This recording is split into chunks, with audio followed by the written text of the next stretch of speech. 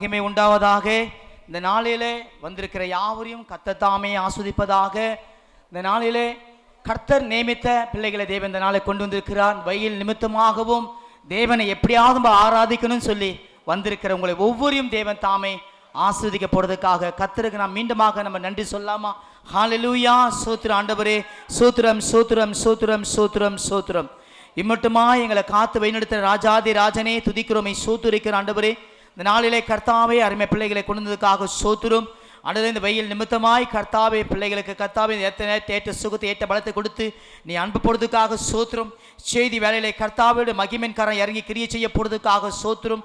உடைய வல்லக்காரன், அற்புதக்காரன், அதிசயக்காரன் கர்த்தாவே உடைய அன்பின் பிரசத்தினால நிரப்பி நீ மூடி மறைத்து கொள்ள போடுறதுக்காக மக்கள் நன்றி செலுத்துகிறோம். கர்த்தாவே வந்திருக்கிற ஒவ்வொரு தேவன் தாமே ஆசீர்வாதத்தை நீ பலப்படுத்த போறதுக்காக நன்றி செலுத்துகிறோம். தேவன் தாமே கர்த்தர் எங்க செய்தி வேலையிலையும் அடுத்து எங்க ஆராதனை நேரத்திலையும் எங்க ஜப வேலையிலையும் உங்க பிரசனை எங்க கொடுத்ததுக்காக நன்றி செலுத்துகிறோம். எல்லாம் துதியும் கனமும் மகிமையும் உமக்கு ஒருவருக்கே நாங்கள் செலுத்துகிறோம். இயேசுவின் இன்ப நாமத்தில் கேட்கிறோம் ஜீவ நல்ல பிதாவே, ஆமென். இந்த நாளிலே புதிதாய் வந்திருக்கிற யாராவது இருந்தால் கொஞ்சம் எழுந்து நில்லுங்க, உங்களுக்காக நான் ஜெபிப்போம். கர்த்தர் நாளிலே அருமையை தோசை இந்த நாளில் கொண்டு வந்ததுக்காக கர்த்தரை நம்ம கரங்களை தட்டி அவரை வரவேற்கலாமா? ஹல்லேலூயா. இப்போ செய்தி வேலைக்கு நம்ம கடந்து போகலாம். வெயில் நிமித்தமாக இன்னும் டைம் நம்ம வேஸ்ட் பண்ணாத அளவுக்கு கர்த்தர் தாமே தேவன் இந்த வார்த்தை மூலியமாய் உங்களுக்கு பேச போகிறார். இந்த வார்த்தை கொண்டு வந்த அருமையான தோசப் அவர்களுக்கு நாங்கள் நன்றி சொல்லுகிறோம். இன்ஸ்டாடாய் மூலியமாக அருமை சகோதரன் மூலியமாக நான் எவ்வளோ கற்றுக்கொண்டது ரொம்ப இருக்குது. அது சொன்னால் எனக்கு நேரம் போயிடும், 1 மணி 2 மணி ஆகிடும், வேண்டாம். அதனால் கர்த்தர் பார்த்து கொண்டிருக்கிறார். எல்லா காலத்தும் தேவன் நேர்த்தியாக அற்புதமாய் தேவன் ஒவ்வொரு நாளும் செய்து கொண்டிருக்கிறார். தேவன் தன் ஒருவருக்குள்ள விசுவாசக்குள்ள பேசும்போது தான் பல காரியத்தை தேவன் நம்மளை வெளிப்படுத்துவார். இந்த நாளில் நம்ம எல்லாம் உட்காந்து நம்ம அங்கங்கே வீட்டுக்கு போயிடுறோம். உங்களுக்குள்ள நெருக்கமான ஜெபிக்கிற மக்கள்கிட்ட உட்காந்து நீங்கள் பேசும்போது கர்த்தர் உங்களுக்குள்ளே ஒரு பெரிய வார்த்தைகள், ஒரு புதிய உற்சாகம், ஒரு புதிய ஆவினால நிரப்பதை பார்ப்பீங்க. உங்களுக்கு ஒரு புதிய வார்த்தை கொடுக்குறதை பார்ப்பார். அந்த மூலியமா ஜோகட் நான் கற்றுக்கிறது எவ்வளவோ இருக்குது. அதை நான் சொல்லனாக்கா எனக்கு டைம் ஆகிடும், அவருக்கு மெசேஜ் கொடுக்க முடியாது. கர்த்தர் தாமே அன்பு மகன் இந்த இடத்துல கொண்டு வந்ததுக்காக கோடான கோடி ஸ்தோத்திரம். செய்தி வேலைக்காக மகனை அழைக்கலாம். ஹல்லேலூயா, பிரைஸ் தி லார்ட். உங்களெல்லாம் சந்தித்தது மிகுந்த சந்தோஷமாக இருக்கிறது. டேனியல் எப்பவுமே சொல்லுவார், ஒரு தடவைக்கு மேலே நான் யாரையும் கூப்பிட்டதில்லை, உங்களை 3வது தடவையாக கூப்பிட போகிறேன் அப்படின்னாரு. எனக்கு இந்த ஊழியத்துக்கு கூட ஏன் நான் ரொம்ப ஒரு ஈடுபாடோடு இருக்கேன் தெரியுங்களா? எப்பயுமே கிறிஸ்துவ சமுதாயத்தில் பார்த்தீங்கன்னா அந்த பாஸ்டர், அசிஸ்டன்ட் பாஸ்டர், சபை, கோயில், மற்றபடி அந்த சபையிலிருந்தே முழு நேர ஊழியக்காரர்கள் தான் மீட்டிங் போடணும், அவங்க தான் பாடணுன்ற இதில் இப்போ நாங்கள் 2 பேரும் பிஸ்னஸ் பீப்புள் இந்த ஊழியத்தை பண்ணுறோம். அதனால் ஊழியன்றது ஒரு முழு நேர காலிங்கல்ல, எல்லார் மேலேயும் இருக்கிற ஒரு கட்டளை. ஊழியன்னா என்னங்க? அவர் என்ன சொன்னார்? நம்ம நினைக்கிறோம் பைபிள் காலேஜ் போகணும், நிறைய படிக்கணும், நின்று பேசணும், நிறைய பேரை சந்திக்கணும், இது பண்ணணும். எனக்கு நீங்கள் சாட்சியாக இருங்க, இதுதான் ஊழியம். வேறு எதுவுமே சொல்ல. என் சபை நான் கட்டிக்கிறேன், எனக்கு நீங்கள் சாட்சியாக நில்லுங்க, இதுபோல தான் ஊழியம். இதை சிம்பிளாக புரிஞ்சதுனால தான் நாங்கள் தைரியமாக நடத்திக்கிட்டு இருக்கோம், நல்ல வேகத்தோடு நடத்திக்கிட்டு இருக்கிறோம்.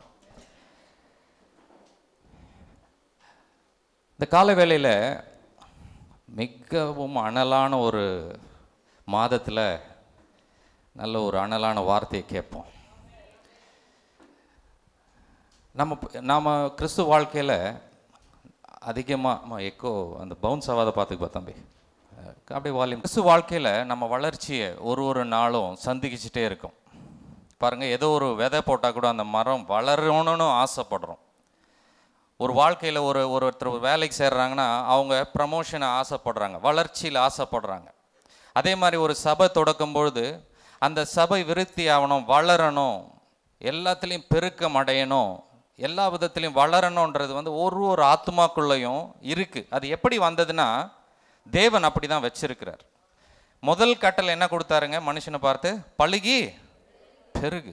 அது உள்ள அவர் விதைச்சிருக்கிற ஒரு ஆசை மனுஷனுக்குள்ள. எந்த ஜாதி மக்களாக இருக்கட்டும், எந்த கோத்திரமாக இருக்கட்டும், குலமாக இருக்கட்டும், பாஷையே தெரியாத ஒரு காட்டுவாசியாக கூட இருக்கட்டும், வளரணும்னு ஆசைப்படுறான். வளர்ச்சின்றது பிதா படைப்பிலே நமக்குள்ள வச்ச ஒரு காரியம். அதனால தான் நம்ம வளர்ச்சிக்காக ஏங்குறோம், இங்கே அங்கேயும் போகிறோம், நிறைய மெசேஜ் கேட்குறோம், ஜெபிக்கிறோம், கொடுக்குறோம், கேள்விகள் கேட்குறோம். நிறைய கேள்விகள் நான் கேட்டுக்கிட்டே இருப்பேன். யாருன்னா பார்த்தாங்க, நாங்கள் இது மாதிரி எதனா சொன்னாங்கன்னா புதுசாக கேள்வி கேட்டு கேட்டு கேட்டு வளர்ச்சி அடையணுன்ற ஆசை.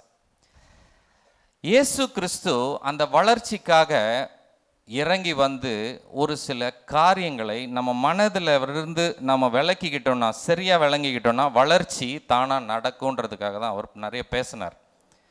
பாருங்கள், இயேசு கிறிஸ்து காலத்தில் அவர் வளர்ச்சிக்காக செய்கிற முயற்சிகளை இன்னொருத்தர்கள் அந்த வளர்ச்சியை தடுக்க முயன்றார்கள். அவருங்க பேர் என்னங்க? இயேசுக்கு முதல் எதிரி சாத்தான் கிடையாது. யார் தெரியுங்களா? மதவாதிகள். மதவாதிகளுக்கு வளர்ச்சியே பிடிக்காது. மதவாதிகள் எப்பயுமே பழசையே பேசிக்கிட்டு அந்த ஒரு மாதிரி சட்ட திட்டங்களுக்குள்ள மக்களை கட்டில் வைக்கணுன்றதான் மதவாதிகளுடைய வேலை. ஆனால் ஆண்டவருடைய என்னன்னா, பிள்ளைங்க வளரணும். இதற்காக இயேசு வந்து பிரயாசப்பட்டு ஒரு கோணத்திலையும் பார்த்தீங்கன்னா அப்பாவை பற்றி ஏதாவது சொல்லிக் கொடுக்க பார்க்குறாரு. மனதில் இருக்கிற சங்கிலிகளை உடைக்கும்படியாக பேசிக்கிட்டே இருக்கிறார். ஆனால் மதவாதிகள் வந்து இப்படி செய்யாதீங்க, அப்படி செய்யாதீங்க. அவங்க பாருங்க, மதவாதிகள் எவ்வளோ மூடத்தனம் இருந்தால் ஒரு கூனியை சொஸ்தமாக்குறாரு, கை சூம்பி இருக்கிறவனுக்கு கை கொடுக்குறாரு, படுக்கையில் 38 வருஷமாக இருக்கிறான் அவனை எழுப்பி விடுறாரு. ஆனால் அவங்க என்ன சொல்கிறாங்க? ஐயா, நாங்கள் சுகம் கொடுக்க வேணான்னு சொல்ல, சனிக்கிழமை செய்யாதீங்க ஐயா. பாருங்க, அவங்களுக்கு வந்து அந்த மத வெறின்றது தான் பெருசு. ஒருத்தன் 38 வருஷம் படுத்து கிடந்து எழுஞ்சிட்டான்னு கொண்டாடாம, ஒரு வளர்ச்சியை கொண்டாடாம அவங்க என்ன பண்றாங்க? மதத்துல தான் வாழணும் அப்படின்னு வெறித்தனமா இருக்கிறாங்க. அதனால அவர் வேணுன்ட்டு என்ன பண்ணாரு? சனிக்கிழமையிலேயே எல்லாத்தையும் செஞ்சார். சனிக்கிழமையிலே, வெள்ளிக்கிழமை கூட அவனை பார்த்துருப்பார், அமைதியா இருந்துருவாரு. ஞாயிற்றுக்கிழமை பார்த்தாலும் அமைதியா இருப்பான். ஆனால் சனிக்கிழமை வேணுன்ட்டே வம்பு பண்ணி கூப்பிட்டு அவனை எழுப்பி விடுவாரு, கூனியை எழுப்பி விடுவார். ஏன்னா அவர் என்ன சொல்ல வர்றாருன்னா, மதம் எனக்கு அருவருப்பை கொண்டு வருது, அது வளர்ச்சி அடைய விடையாது. ஒருத்தனையும் வளர்ச்சி அடையவே விடாது, எந்த மதமாக இருந்தாலும் சரி. நான் இந்து ஃப்ரெண்ட்ஸ் இருக்கிறாங்க, எனக்கு முஸ்லீம் ஃப்ரெண்ட்ஸ் இருக்கிறாங்க. நான் சொன்னேன், இப்போ உங்கள் இதில் மதம் எப்படி வந்து ஒரு மனுஷன் நமக்கு கிறிஸ்துவத்துலேயும் அந்த மாதிரி அமைக்கிட்டு இருப்பான்னு நான் கிறிஸ்துவத்தில் இருக்கிற சாட்சிகளெல்லாம் சொல்லுவோம். அவங்க அப்படியே வேப்ப பார்ப்பாங்க, என்னப்பா உன் ஜாதியை பற்றி எப்படி பேசுகிறேன்? மதம் எல்லாத்துலேயுமே கொடுமை தாங்க. கிறிஸ்துவத்திலையும் சரி, அது சபையில் இருந்தாலும் சரி, அது வெளியே இருந்தாலும் சரி, மதன்றது கொடுமையான விஷயம். இயேசு காலத்தில் இந்து மத மக்கள் இல்லை, இஸ்லாம் மக்கள் இல்லை, கிறிஸ்துவ ஆலயத்தில் இருக்கிற ஆசாரியர்கள் தான் அவருக்கு முதல் எதிரியாக நின்னாங்க. ஒரு ஸ்டேஜில் அவர் டென்ஷனாக என்ன சொன்னார்? பிசாசின் பிள்ளைகளே அப்படின்னாரு. யாரு? அந்த காலத்து பாஸ்டருங்களை. இயேசு கிறிஸ்து என்ன சொன்னார்? பிசாசின் பிள்ளைகளே, வெள்ளையடிக்கப்பட்ட கல்லறைகளே அப்படின்னு கூப்பிட்டார். விரியன் பாம்பு குட்டிகளே. பாருங்க, அவருக்கு வளர்ச்சிக்கு எது தடுங்களாக இருந்தாலும் அவருக்கு சமக்கம் வரும். அந்த வளர்ச்சிக்கு எது தடுங்களாக இருக்குதுன்னு பார்த்து நம்மளுடைய ஆத்மாவை காப்பாற்றிக்கணும். நம்மளுடைய ஆத்மாவை நம்ம காப்பாற்றிக்கணும். அநேக நாள் ஏன் இந்த சபைங்களுக்கு வந்து இப்படி வளர்ச்சி அடையாமல் ஒரு தேக்க நிலை இருக்குன்னு யோசிச்சு பார்ப்பேன். அப்போ தான் கண்டுபிடிச்சேன், யாரோ ஒருத்தர் நம்மளுக்காக யோசிக்க விட்டுட்டோம். யாரோ ஒருத்தரை அவர் சொல்லிட்டாருங்க, அப்போ கரெக்டாக இருக்கும். அவ்வளோ பெரிய ஆள் சொல்லிட்டாருங்க, அப்போ கரெக்டாக இருக்கும். அதாவது இவங்க சொந்தமாக இது என்னன்னு தியானித்து அறியணும்னு யோசிக்கிறதே கிடையாது. அவர் சொல்லிட்டாரு, பெரிய ஆள், அவரெல்லாம் பெருசாக படிச்சிருக்காரு, அவர் சொல்லிட்டாரு கரெக்டாக இருக்கும் அப்படின்னு போனதுனால தான் சபை தேக்கம் அடைஞ்சிடுச்சு. அப்பா சொன்னாரா? அப்பா என்ன எழுதியிருக்கிறாருன்னு பிள்ளைகளுக்கு எழுதியிருக்கிறத படிக்கும் பொழுது தான் விடுதலை கிடைக்கும். ஹல்லேலூயா. அதனால் இயேசு அவருடைய ஒரு நாள் ஊழியம், அந்த ஊழியத்தின் வழியாக இந்த சங்கிலிகளை எப்படி உடைக்கிறாரு, அவர் எப்படி செய்கிறாரு அப்படின்றத நம்ம பார்த்து அதுலேருந்து கற்றுக்குவோம். மத்தேயு 6ஆம் அதிகாரம் முதல் வசனத்திலிருந்து ஒரு 15 வசனங்களுக்குள்ளாக எப்படி இந்த ஆண்டவர் நமக்குள்ளாக இருக்கிற அந்த மதத்தின் சங்கிலி, அந்த வாழ்க்கையின் சங்கிலிகள், அந்த அடிமைத்தனம் எல்லாத்தையும் எப்படி உடைக்கிறாரு அப்படின்றத 2 காரியங்கள், நம்ம வாழ்க்கையில் இருக்கிற 2 காரியங்களை வச்சு நான் உங்களுக்கு பகிர்ந்துக்க ஆசைப்படுறேன். முதல் 4 வசனத்தில் கொடுக்கறத பற்றி பேசுகிறார். என்ன சொல்கிறாரு? படிங்க.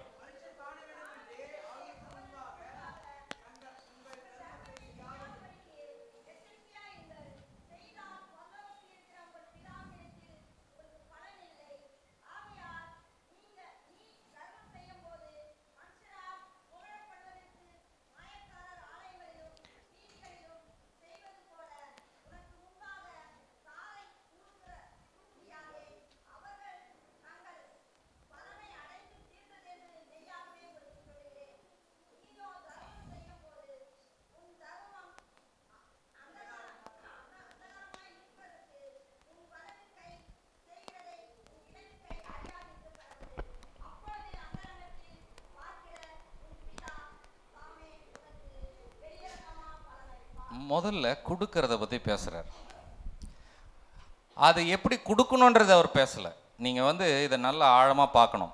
இயேசு கிறிஸ்து ஏன் இறங்கி வந்தார், ஏன் அவர் ஒரே வேற கோணத்திலேயே பேசிக்கிட்டு இருக்காருன்றதை நம்ம புரிஞ்சுக்கணும். நாம் வந்து இயேசு கிறிஸ்து எப்படி பார்க்குறோம்? அவர் சிலுவையில் மறிக்க வந்தார், பாவத்தை சுமக்க வந்தார், வியாதியை ஜெயிக்க வந்தார், இதே ஆங்கிள்லேயே பார்க்குறோம். ஆனால் அவர் அந்த இதில் வரல. அதையும் செஞ்சிட்டாரு, ஆனால் அதுதான் மெயினாக அவர் வரல.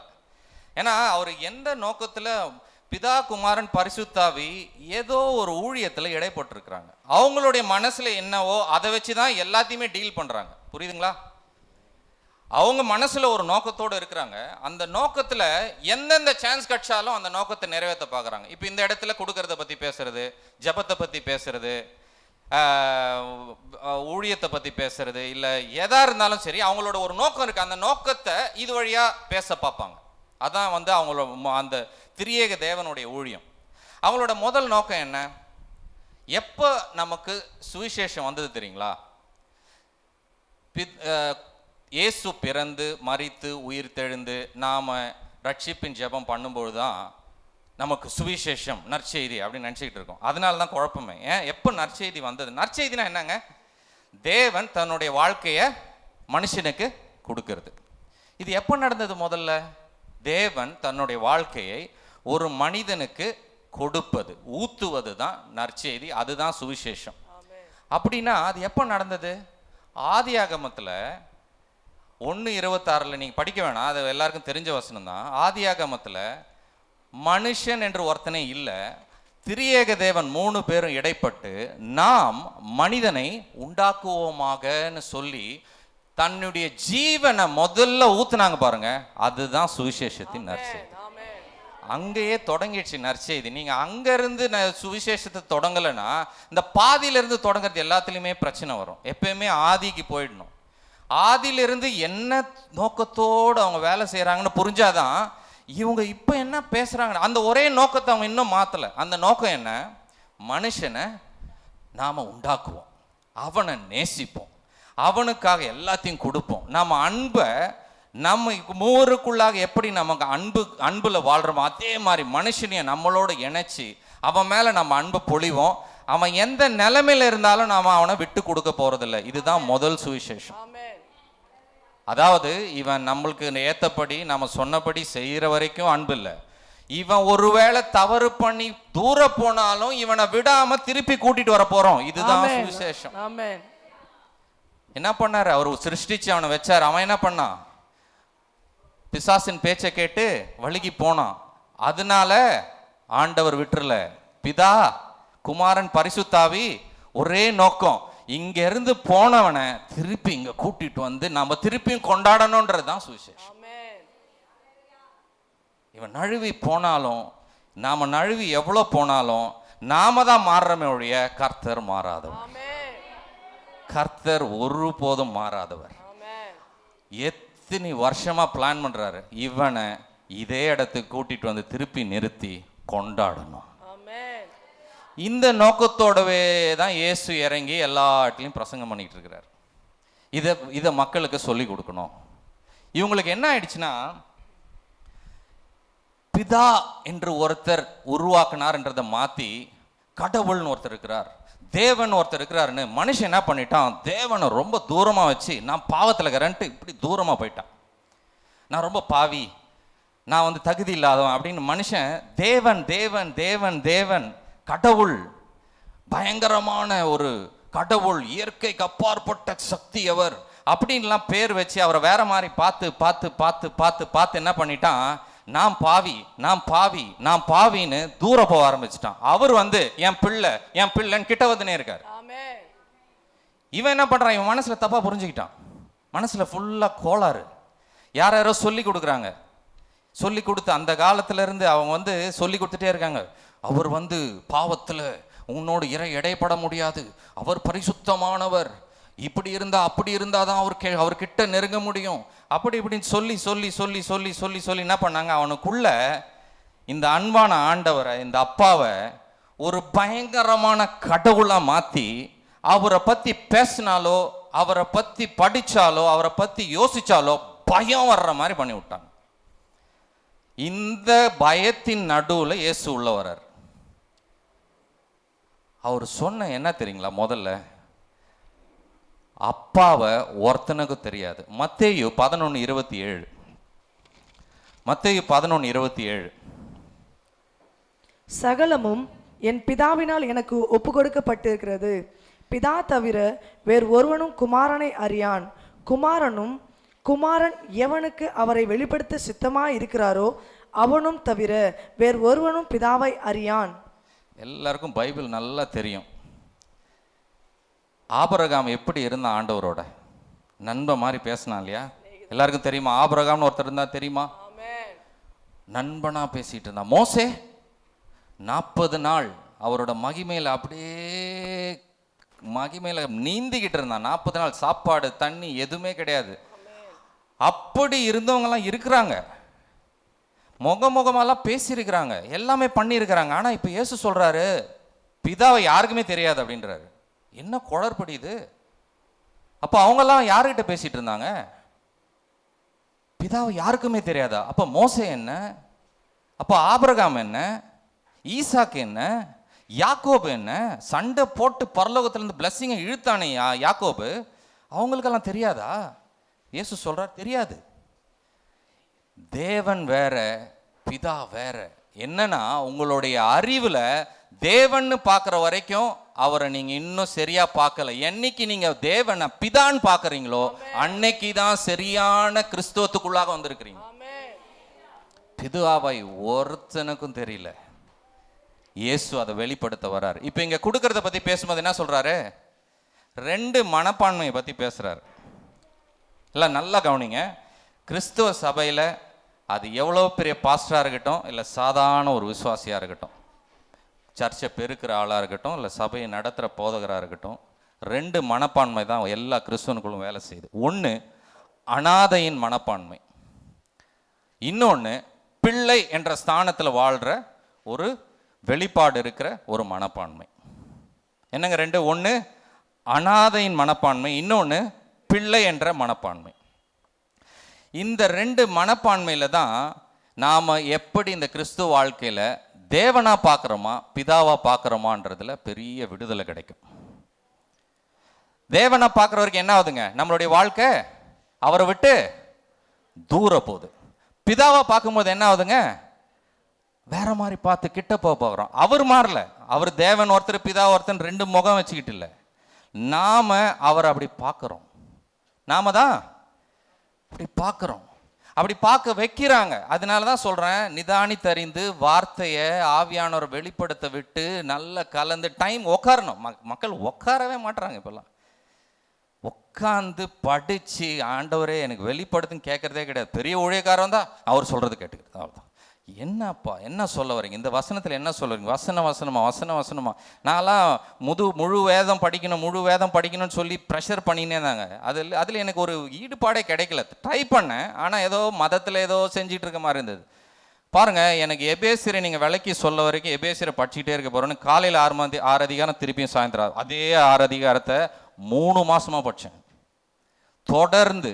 இதை விளக்கி எனக்கு சொல்லணும். ஆதியாகமம் 3 அதிகாரத்தையும் டெய்லி படிப்பேன். உலகம் எப்படி உண்டாச்சு, என்ன நோக்கத்தோடும் டெய்லி ஆதியாகமத்தை ஒரு ஆடியோ பைபிள் வச்சுருக்கேன், அதை போட்டு விட்டுருவேன். டெய்லி காலையில் உலகம் இப்படி தான் உண்டாச்சுன்னு கிளியர் பண்ணிக்கணும். இல்லைன்னு வச்சுங்க, யாரோ என்னென்னோ சொல்கிறதெல்லாம் உள்ளே போயிடும். முதல்ல கிளியர் ஆகிடணும். பிதாவா தேவனா யாரை நீங்கள் கும்பிடுறீங்க?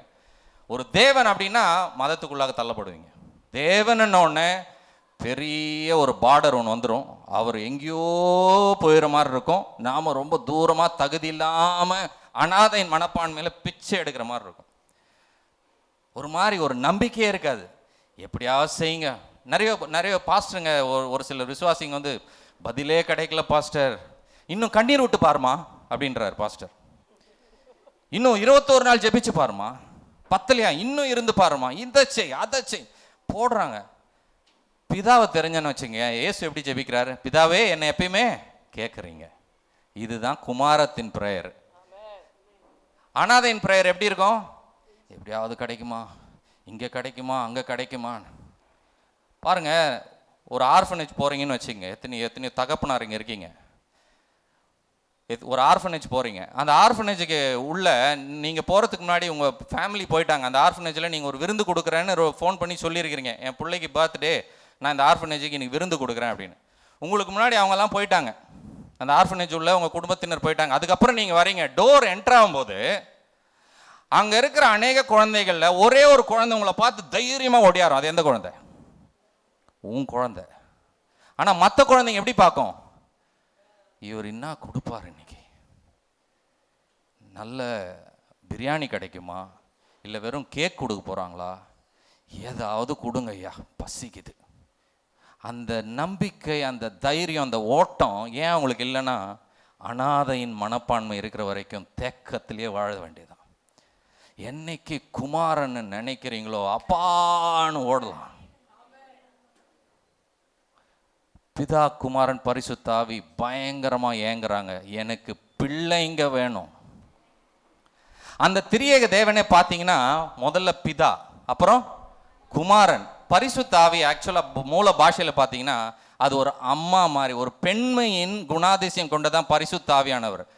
ஆறுதல் படுத்துறது, அமைதிப்படுத்துறது, இதெல்லாம் அம்மாக்களுடைய ஒரு சுவாபத்தை கொண்டவர் தான் ஆவியானவர். அங்க குடும்பத்துல ஒரு பிள்ளையா தான் நம்மளை அழைச்சிக்கிட்டே இருக்காங்க. என்னைக்கு மதம் வச்சு சபை தேவன் பிரிக்கிறீங்களோ வளர்ச்சி குன்றி போயிடும். அதை தான் அந்த மதவாதிகள் செஞ்சாங்க. இந்த அளவுக்கெல்லாம் இந்த ஜனங்களுக்கு சொல்லி கொடுக்காதீங்க, இவங்க இப்படி வாழ்ந்தாதான் எங்க கண்ட்ரோல்ல இருப்பாங்க, இவங்களை இந்த கண்ட்ரோல்ல இருந்து ரிலீஸ் பண்ணி குமாரன் என்ற சாதத்தை கொடுத்தா மதிக்கவே மாட்டானுங்க அப்படின்ற ஒரு பயத்துல மதவாதிகள் அடக்கி வச்சாங்க. இயேசுவின் போதனைகளை போகக்கூடாதுன்னு கொல்லவே முடி பண்ணிட்டாங்க. இவர் இருக்கிற வரைக்கும் நம்ம பிஸ்னஸ் ஓடாது. அந்த மாதிரி ஒரு சிச்சுவேஷன்ல இயேசு இந்த கொடுக்கறத பத்தி சொல்லி அவர் என்ன சொல்றாருன்னா, அனாதையின் மனப்பான்மையில கொடுக்காதீங்க, பிதா பார்க்கறாரு, பிதா உனக்கு எப்படி எல்லாத்தையும் கொடுத்திருக்கிறாரோ அதை நினைச்சு தைரியமா சந்தோஷமா விதை கொடு. பாருங்க, கொடுக்கறத வச்சு, கொடுக்கறத பத்தி பேசல, பிதான்ற ஒருத்தரை யோசி, பிதா அப்படின்ற உறவுல வா. எதை செய்யறதுக்கு முன்னாடியும் என்னதோ இது கொடுக்கறதோ இருக்கிறதோ அடுத்தது ஜெபத்தை பத்தி இருக்கு. எதை செய்யறதா இருந்தாலும் முதல்ல எதுக்கு செய்யற, யாருக்காக செய்யற, நீ யாருடையவனா இருக்கிறன்ற உணர்ந்த பிறகு வேலையை ஆரம்பி. நீ அனாதையின் ஒரு மனப்பான்மையில நீ செய்ய ஆரம்பிச்சனா அது ஏதோ தேவனுக்கு பலி கொடுக்கிற மாதிரியோ காவ கொடுக்கிற மாதிரியோ என்னத்தையோ செய்யற மாதிரி ஆயிப்போயிடும். அது ஒரு ஒரு ஒரு நன்றியுடைய ஒரு ஒரு காணிக்கை அது இருக்காது. பிதான்னு தெரிஞ்சு, நான் அவருடைய பிள்ளைன்னு தெரிஞ்சு செய்யும் பொழுது நீயும் ஆசீர்வதிக்கப்படுவ, பிதாவனுடைய மனது மிக பூரிப்படையும். ஹல்லேலூயா. இதை தான் இந்த முதல்ல இருக்கிற கொடுக்கறத வச்சு பிதா யாருன்றத சொல்ல வர்றார். அடுத்ததாக பார்த்தீங்கன்னா ஜெபத்தை பத்தி ஆரம்பிக்கிறார். ஒரு வசனமா படிப்போம்.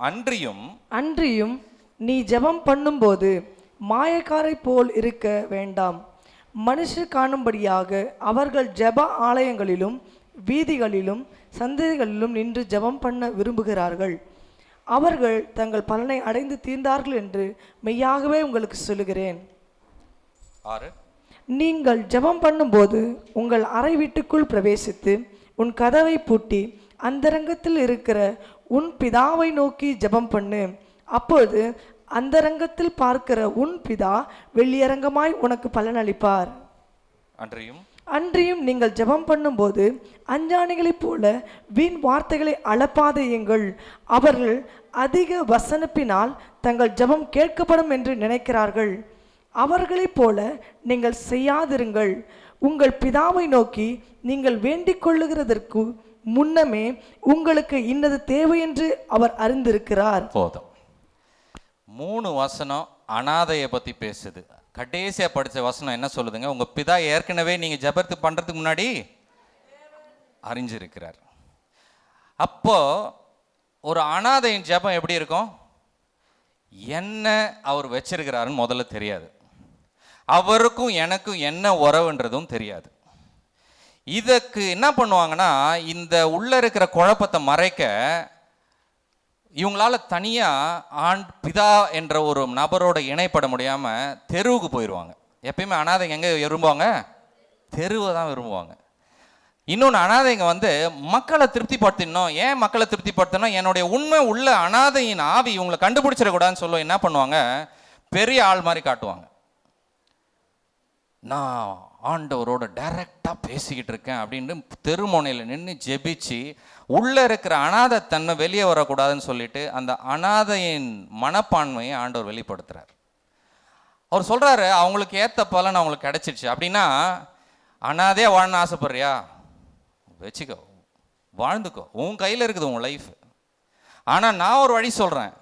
அவர் சொல்கிறாரு, நீ ரூமுக்குள்ளே ஜெபம் பண்ணு. உன் பிதா சீக்ரெட்டில் இருக்கார். பிதா எல்லா இடத்துலையும் இருக்கிறார், தெருமுனையிலையும் இருக்கிறார், இங்கேயும் இருக்கிறார். அவர் என்ன சொல்கிறாருன்னா, உன் ரூம் உள்ள வானா, இந்த இருதயம் என்ற ரூமுக்குள்ளே வா. நீ யாருன்னு முதல்ல பாரு. யாரு முதல்ல ஜெபத்தில் ரொம்ப நேரம் அமைதி வேணும். எவ்வளோ நேரம் அமைதினா, நீங்கள் பிதாவுனுடைய ஒரு பிள்ளைன்னு உணர்ற வரைக்கும் ஜெபத்தை ஆரம்பிக்காதீங்க. அது 5 நிமிஷத்துல நடக்கலாம், 1 மணி நேரம் ஆகலாம், 2 மணி நேரம் ஆகலாம், எவ்வளோ நேரம் ஆகலாம் தெரியாது. சும்மா வார்த்தையில் இல்லை, உங்களுடைய ஒவ்வொரு அணுவும் உணரணும். சரீரத்தில் ஒரு அணுவும் வரணும். எங்கள் அப்பா தான் இந்த பூலோகத்தை ஆள்றாரு, நான் என்ன ஜெபிக்க போறேன்னு ஏற்கனவே தெரியும். அதை அவர் வெளிப்படுத்துவார். மகனே, நீ ஜெபத்துக்கு வந்தது இதுதான் அதுக்கு பதில். இப்போ நீ அந்த பதிலை பேசு, அதுதான் ஜெபம். பிள்ளை என்ன பண்ணுவான்? பதில பேசி, ஜெபத்தோட பதில பேசி பதில பெற்றுக்கொண்டு போயிடுவான். ஆனால் என்ன பண்ணுவான்? எப்படியாவது செய்யுங்க, நடக்குமா நடக்காதா தெரியலையே.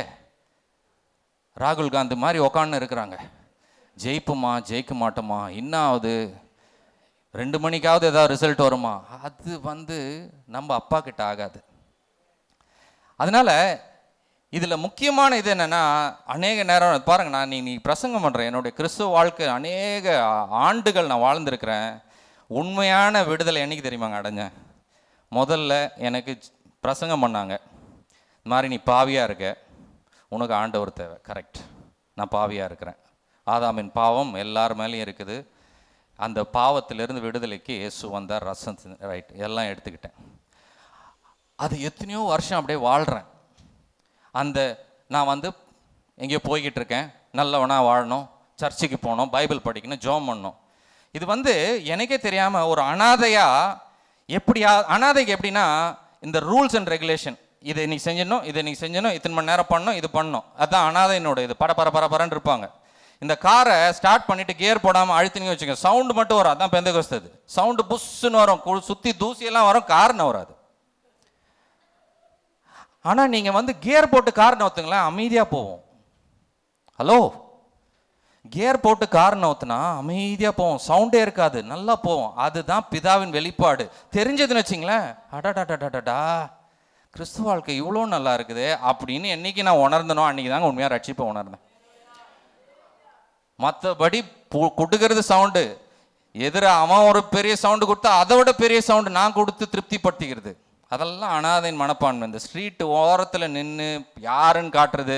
ஒரு சிலர் ஜெபிக்க சொன்னால், நான் எப்படி ஜெபிக்கிறேன்னு காட்டுறேன் பாருன்னு ஜெபிப்பாங்க. போர் அடிக்கும். ஆண்டவர் கூட, ஐயோ என்ன சொல்ல வரானே தெரியலையே, கத்திக்கிட்டே இருக்கிறானே, என்னதான் வேணும் இவனுக்கு அப்படின்ற அளவுக்கு இருக்கும் ஜெபம். நம்ம ப்ரூவ் பண்ணவே வேணாங்க. ராஜா அங்கே ரொம்ப கம்மியாக பேசுவாங்க, பார்த்துருக்கீங்களா? ராஜாவோட பிள்ளைங்க அதை விட கம்மியாக பேசுவாங்க. அப்பா சொன்னார், போ, அவ்வளோதான், முடிஞ்சிடும். ரொம்ப பேச்சு இருக்காது. அவ்வளோ பெரிய மரணத்தை லாசரு கல்லறை நின்று வெளியே பார்த்துட்டு, பிதாவே என்னை எப்பயுமே கேட்பீங்க, லாசருவே வா வெளியே, அவ்வளோதான். இது குமாரத்துவத்தின் வல்லமை. நீங்கள் எப்படி உங்கள் கிறிஸ்துவ வாழ்க்கையில் ஒரு நாளும் எழுச்சிக்கிறீங்கன்னே தெரியாது. நான் நல்லா எழுச்சிக்கும் போதே அவ்வளோ பாரத்தோடு எழுச்சிப்பேன். இன்னைக்கு நான் நல்லவனா வாழணும், இன்னைக்கு கரெக்டாக எல்லாத்தையும் பண்ணிடணும், போன வாரம் மாதிரி சொதப்பிடக்கூடாது.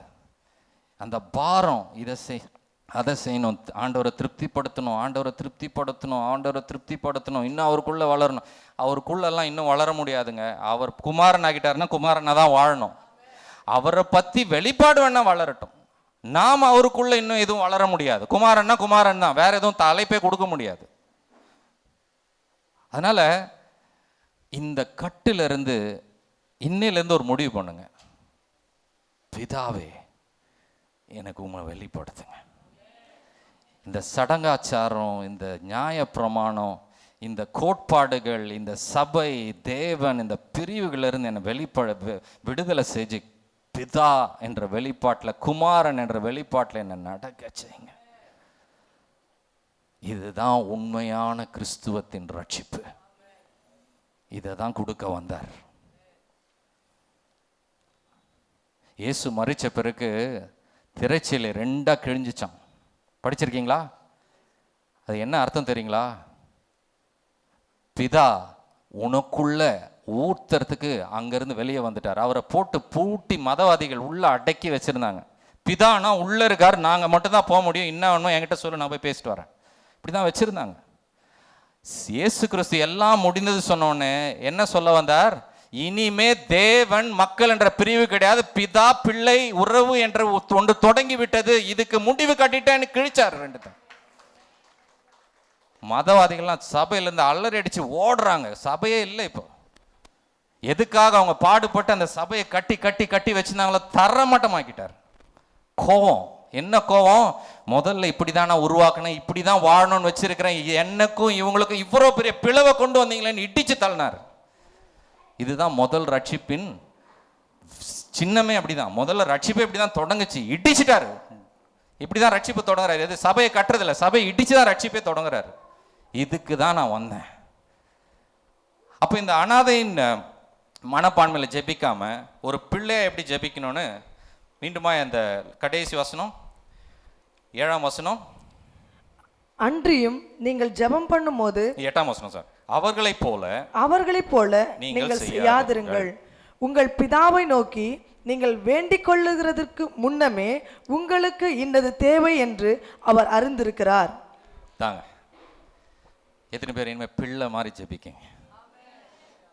ஜெபிக்கிறதுக்கு முன்னாடி எழுதி வச்சுக்கோங்க, 15 நிமிஷம் அமைதியா நான் ஜெபிக்கிறதுக்கு பதில் ஏற்கனவே என்ன வச்சிருக்கிறாரு, நான் அவருக்குள்ள யாரா இருக்கிறேன். இது உள்ள போற வரைக்கும் ஜெபிச்சிங்கன்னா அனாதையின் மனப்பான்மை வளர்ந்துக்கிட்டே இருக்கும். நமக்கு இருக்கிற ஒரே பேட்டில் தாங்க, போர் ஒன்று தான்.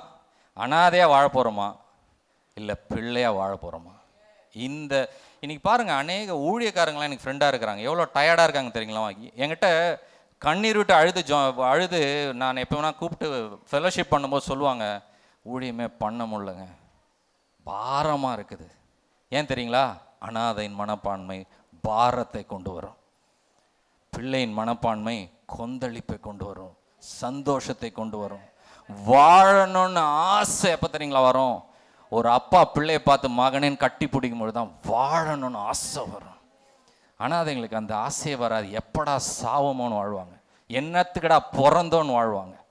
நிறைய பேர் சபையில் ஏதோ அந்த காணான் என்னைக்கு வருதோன்னு காத்துக்கிட்டு இருக்கேன், போயிடலான்னு பரலோகத்துக்காக ரெடி ஆகிட்டே இருக்கேன், வந்து தொலைய மாட்டேன்துன்னே வாழ்கிறாங்க. வெளியே இந்த மாதிரி சொல்கிறதில்ல, ஆனால் இதுதான் நான் சொல்லும்பொழுது இதுதானே சொல்ல வரீங்கன்னா ஷாக்காக வராங்க. பாருங்க, வாழவே பிடிக்காது. கிறிஸ்துவ மக்களுக்கு வாழவே பிடிக்கலைன்னா நாம் எப்படி இன்னொருத்தரை வாழ்க்கைக்குள்ளே நடத்த போகிறோம்? அவங்களே பாரத்தில் எப்படி தான் நடத்த போகிறோமோ தெரில. அவ்வளோ கஷ்டமாக இருக்குது இந்த உலகத்தில் வாழ்கிறது. எதை எடுத்தாலும் கஷ்டமாக இருக்குது. வாழ்க்கையின் ஆசையே இல்லை. ஒன்று தெரியுங்களா? எபேசியர் படித்த பிறகு ஆண்டவர் என்ன வெளிப்படுத்தினா தெரியுங்களா? உன்னை நான் வாழறதுக்கே படைக்கலை, ஆள்றதுக்காக படைச்சேன்.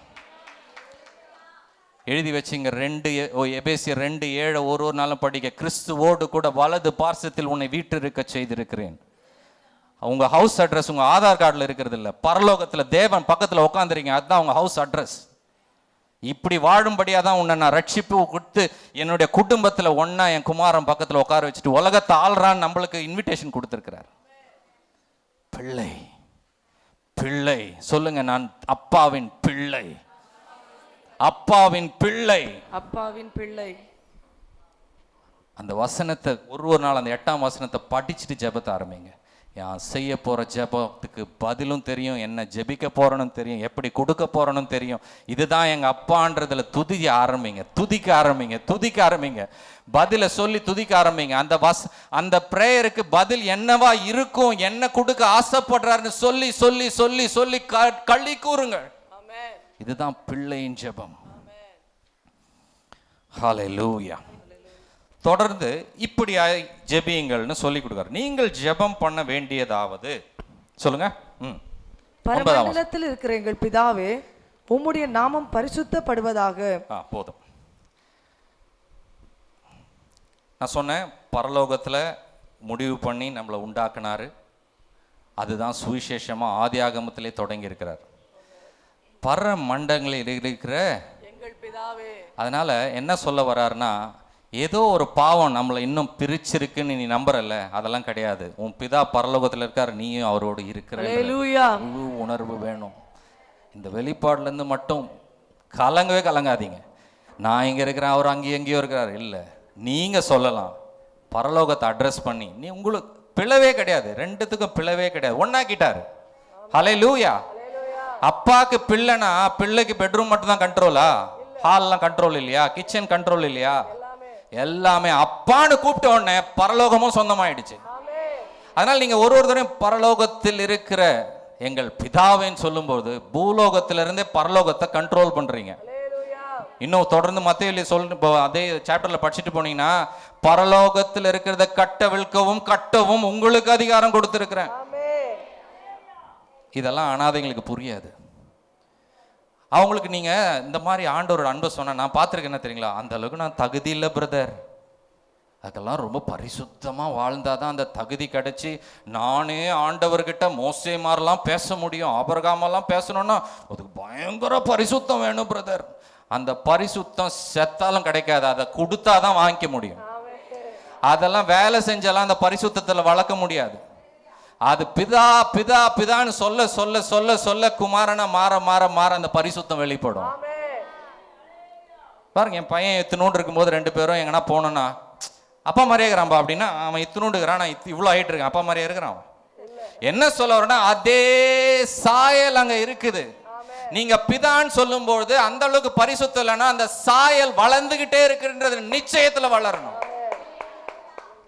எப்படியாவது ரட்சிப்பை தக்க வைத்துக்கணும், பரிசுத்தத்துல வளரணும். இந்த டிராமாக்கெல்லாம் விழுந்துடாதீங்க. அப்பாவோட பிள்ளையா ஸ்டாம்ப் குத்தியாச்சுன்னா அந்த வளர்ச்சி நடந்துகிட்டே இருக்கும். எந்த மதவாதிகள் யாரையும் அதை தடுக்க விடாதீங்க. அந்த காலத்து மதவாதிகள் மாதிரி இந்த காலத்து மதவாதிகள் இருக்கிறாங்க. இல்லை இப்படி இருக்கணும், அப்படி இருக்கணும், இப்படி இருக்கணும். வீட்டில் எப்போ தெரியுங்களா முழு சுதந்திரம் வீட்டில் இருக்கும், பயம் இருக்கக்கூடாது. பிள்ளை பயந்துட்டே இருந்தான்னு வச்சுங்க, இன்னைக்கு அப்பா என்ன அடிக்க போறாரா, அன்பா பேச போறாரா, நான் கேட்டது இன்னைக்கு கிடைக்குமா அப்படின்ற வீடு பரலோகமா இருக்குமா? இல்லை மனைவி புருஷனை சந்தேகத்தில் வச்சு எல்லாத்தையும் என்கிட்ட சொல்றாரா, எல்லா காசையும் கொடுக்குறாரா, எல்லாத்தையும் என்கிட்ட பகிர்ந்து கொள்றாரா அப்படின்ற சந்தேகத்தின் ஆவி இருந்து பிள்ளைகள் கிட்ட அந்த அப்பான்ற பயத்தின் ஆவி இருந்து அது பரலோகமா இருக்குமா? அப்ப நம்முடைய கிறிஸ்துவ வாழ்க்கையில அப்பா கிட்ட கேட்கிறோம் கிடைக்குமான்ற சந்தேகமும், என் மேல அவர் கோபமா இருக்காரா சந்தோஷமா இருக்காருன்ற சந்தேகத்திலையும் வாழ்ந்து அது பரலோகமா இருக்க முடியுமா? அதுக்கு எதுக்கு இங்க இவ்வளவு பெரிய சாவை அவரை சந்திக்கணும்? இவ்வளவு இறங்கி இவ்வளவு ஒரு கொடூரமான மரணத்தை சந்திச்சிட்ட பிறகும் நம்மளுக்கு அந்த சந்தேகத்தோட வாழணும்னா அது மாதிரி ஒரு கிறுக்குத்தனம் மடத்தனம் எதுவுமே இருக்க முடியாது. எல்லாத்தையும் தூக்கி போடுங்க. பயம் இருக்கக்கூடாது. எந்த பயம் இருக்கணும்? எங்க அப்பா நான் புண்படுத்திடக்கூடாது, அவருடைய அன்பை நான் புண்படுத்திடக்கூடாது. ஒருத்தருடைய அன்பை எப்படி புண்படுத்த முடியும்னா, என் பையன் எனக்கு தெரியாம ஒரு இடத்துல போய் அப்பா தருவாரான்னு தெரியாது, நீங்க கொஞ்சம் எனக்கு கொடுங்கன்னு காசு வாங்கிட்டு எனக்கு கேள்விப்பட்டேன்னு வச்சுங்க, அதுதான் என்னை புண்படுத்தும். எப்போ ஒரு பிள்ளை தகப்பனை சந்தேகப்படுறானோ அதுதான் தகப்பன் மனசை புண்படுத்தும். நீங்க அப்பா கிட்ட நெருங்குற நேரம் எப்படி இருக்குது? அவரை புண்படுத்துறீங்களா, சந்தோஷப்படுத்துறீங்களா? உண்மையா உள்ளத்துல இருந்து அப்பான்னு கூப்பிடும்போது அவர் மனசு பூரிப்படைகிறது. சந்தேகத்திலையும் பயத்திலையும் நெருங்கிட்டு எப்படியாவது கிடைக்குமா கிடைக்காதான்ற ஒரு பயத்தோட என்னை ஏத்துக்கிறாரா இல்லையான்ற பயத்தோட இருக்கிற வரைக்கும் அவர் மனத்தை புண்படுத்திக்கிட்டே தான் இருந்திருக்கிறோம் இவ்வளவு நாளா. இன்னைக்கு சந்தோஷப்படுத்தணும்னு நினைச்சீங்கன்னா உள்ளத்திலிருந்து உணர்ந்து சொல்லுங்க, அப்பா பிள்ளையா நான் கேட்கறத எப்பயுமே தர்றீங்கன்னு நம்புறேன்ப்பா. ஹல்லேலூயா, நன்றிப்பா. நான் ஜெபிக்கிறதுக்கு முன்னாடியே தெரிஞ்சு வச்சிருக்கிறீங்க. அதை ஏற்கனவே செஞ்சு முடிச்சிருக்கிறீங்க. நன்றி அப்பா, நன்றி அப்பா, நன்றி அப்பா. நான் உள்ள அப்படியே கொந்தளிக்கும் பாருங்க சந்தோஷத்துல. ஹல்லேலூயா.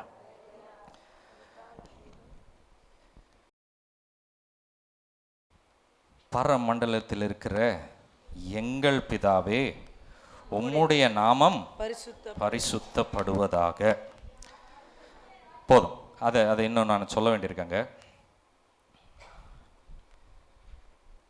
நம்மளுடைய சந்ததிக்கு இயேசு வந்த பிறகு ஒரு பெரிய பிளெஸ்ஸிங் என்னன்னா, முதல்ல மத்தேயு 11 படித்தோம், பிதாவை யாருக்குமே தெரியாது. எவ்வளோ பெரிய பழைய ஹீரோஸ் ஆஃப் ஃபெய்த், பழைய கதாநாயகர்கள், விசுவாச கதாநாயகர்களுக்கு தெரியாதெல்லாம் இந்த சந்ததிக்கு தெரியுது. என்னதுன்னா, பிதான்ற யாருன்னு இந்த சந்ததிக்கு தான் தெரிஞ்சிருக்கு.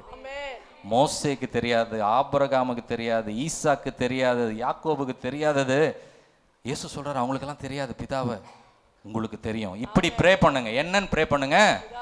பிதாவே உம்முடைய நாமம் பரிசுத்தப்படுவதாக. அவர் நாமம் எப்போ அழுக்காச்சு? ஒரு நாமத்தை பரிசுத்தப்படுத்தணும்னா அந்த நாமம் அழுக்கா இருக்கணும்ல. இந்த இடத்த கிளீன் பண்ணுங்கன்னு சொன்னீங்கன்னா அந்த இடம் அழுக்கா இருக்கணும். கிளீனா இருக்கிற இடத்த கிளீன் பண்ணுங்கன்னு சொல்ல மாட்டீங்க. ஹலோ, உங்களுடைய நாமத்தை பரிசுத்தப்படுத்தினா அந்த நாமம் எப்போ கலங்கப்பட்டது? ஏன் அவர் நாமத்தை பரிசுத்தப்படுத்தணும்? அவர் பரிசுத்தமானவர் தானே. அவர் நாமத்தை எதுக்கு பரிசுத்தப்படுத்தணும்? எப்படி பரிசுத்தப்பட முடியும்? இயேசுவின் நாம, அதாவது பிதாவின் நாமத்தை நாமளே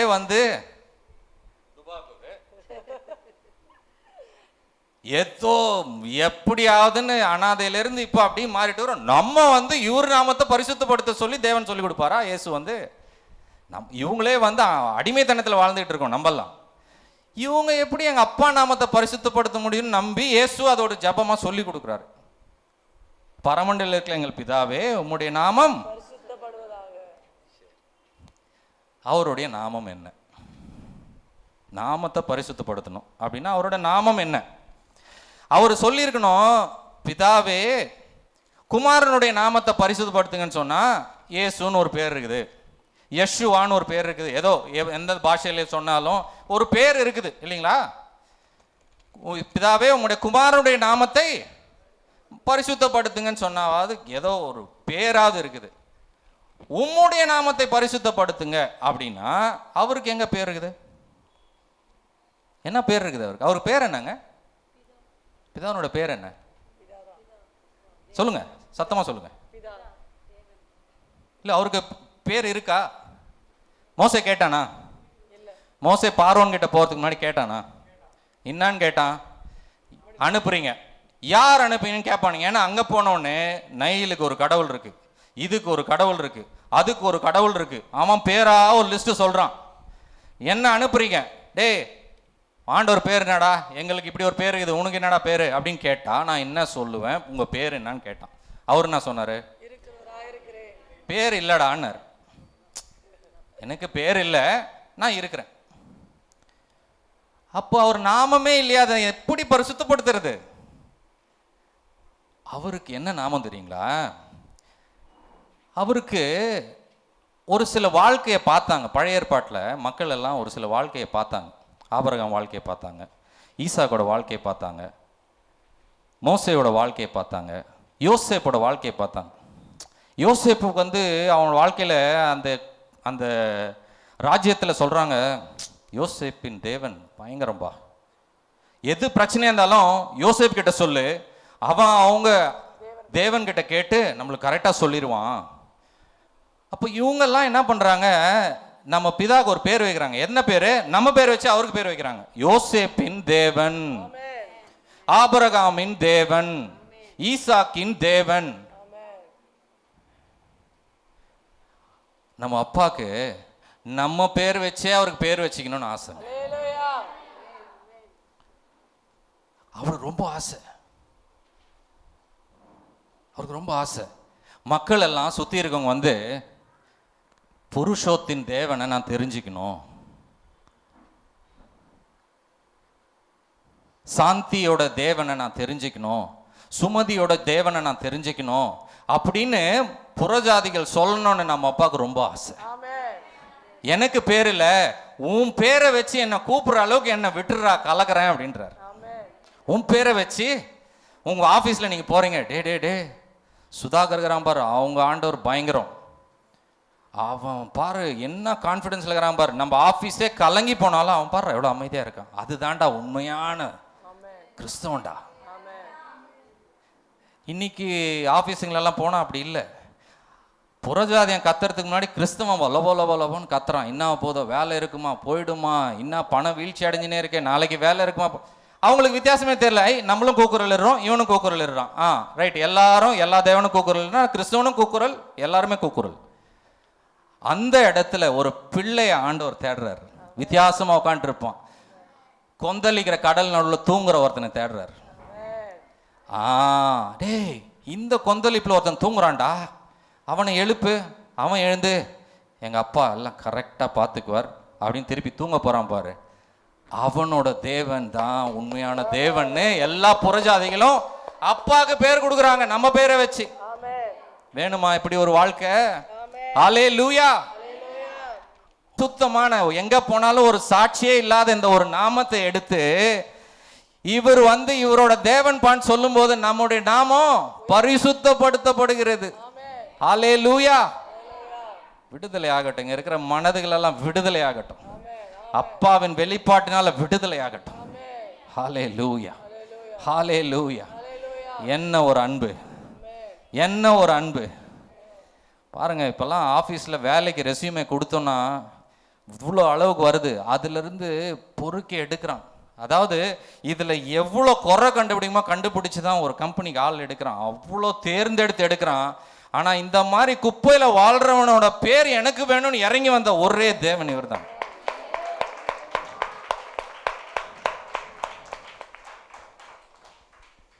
சகைன்னு ஒருத்தன் இருந்தான், நல்ல பேரே கிடையாது, நல்ல பேரே கிடையாது. ஆனால் அவனுடைய வாழ்க்கையில் விடுதலை வந்த பிறகு அந்த சிட்டியில் ஒரு பெரிய டிரான்ஸ்ஃபர்மேஷன், பயங்கர ரிவைவல். சகையு தெரியுமாடா, மாறிட்டான்டா. யாரா மாத்தினா? இயேசு இப்படி பிரசங்கம் பண்ணாரு. அவன் இப்போ சகையுக்கு பிதா, சகையுன் தேவனா மாறிட்டாரு. சகையு பற்றி கேட்கும் போதெல்லாம் தேவன் ஒருத்தர் இருக்கிறாரு. யார் அவரு? அவர் தான் இயேசு வழியில் வந்திருக்கிறாரு, ஒரு பிதா இருக்கிறாரு அப்படின்னு ஒரு வாழ்க்கை மாற்ற விட்டு, அந்த மாற்றத்தில் ஜொலிக்க விட்டு, என் புள்ள எல்லாரும் சொல்லுங்க, இப்ப சொல்லுங்க, இவன் யாரு? என்னுடைய பேர் என்ன? இவனுடைய பெயர் தான் என் பெயர். நம்முடைய நாமம் பரிசுத்தப்படுத்தப்படுகிறது.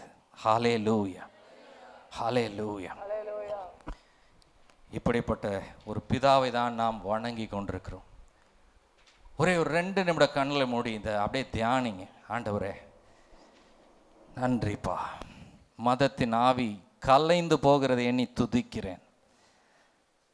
பிதா குமாரன் என்ற உறவுக்குள்ளாக நடத்தி கொண்டிருக்கிறீரே நன்றி. உங்க கடந்த வாழ்க்கையை யோசிச்சு பாருங்க, எல்லாரும் தள்ளி விட்டதை யோசிச்சு பாருங்க. இப்படிப்பட்ட ஒரு இப்பேர் சொல்ல கூட தகுதி இல்லாத, வாழவே ஆசை இல்லாத ஒருத்தனை எடுத்து இவனுடைய தேவனான அழைக்கப்பட விரும்புகிறேன்னு சொன்னீங்களே, நன்றி நன்றி நன்றி அப்பா, நன்றி அப்பா, நன்றி அப்பா, நன்றி அப்பா. சங்கிலிகள் அருந்து போகட்டும், மதத்தின் சங்கிலிகள் அருந்து போகட்டும், அருந்து போகட்டும். ஆண்டவரே விசுவாசம் பிறக்கட்டும், குமாரன் என்ற விசுவாசம் ஒரு மனதுக்குள்ளாகவும் பிறக்கட்டும். நான் இந்த உலகத்தை ஆளுகிற தேவனுடைய பிள்ளை, என் அப்பா என்ற விசுவாசம் பிறக்கட்டும். நன்றி நன்றி நன்றி நன்றி நன்றி நன்றி நன்றி அப்பா, நன்றி அப்பா, நன்றி அப்பா. ஆசீர்வதிங்க, ஆசீர்வதிங்க. ஹல்லேலூயா.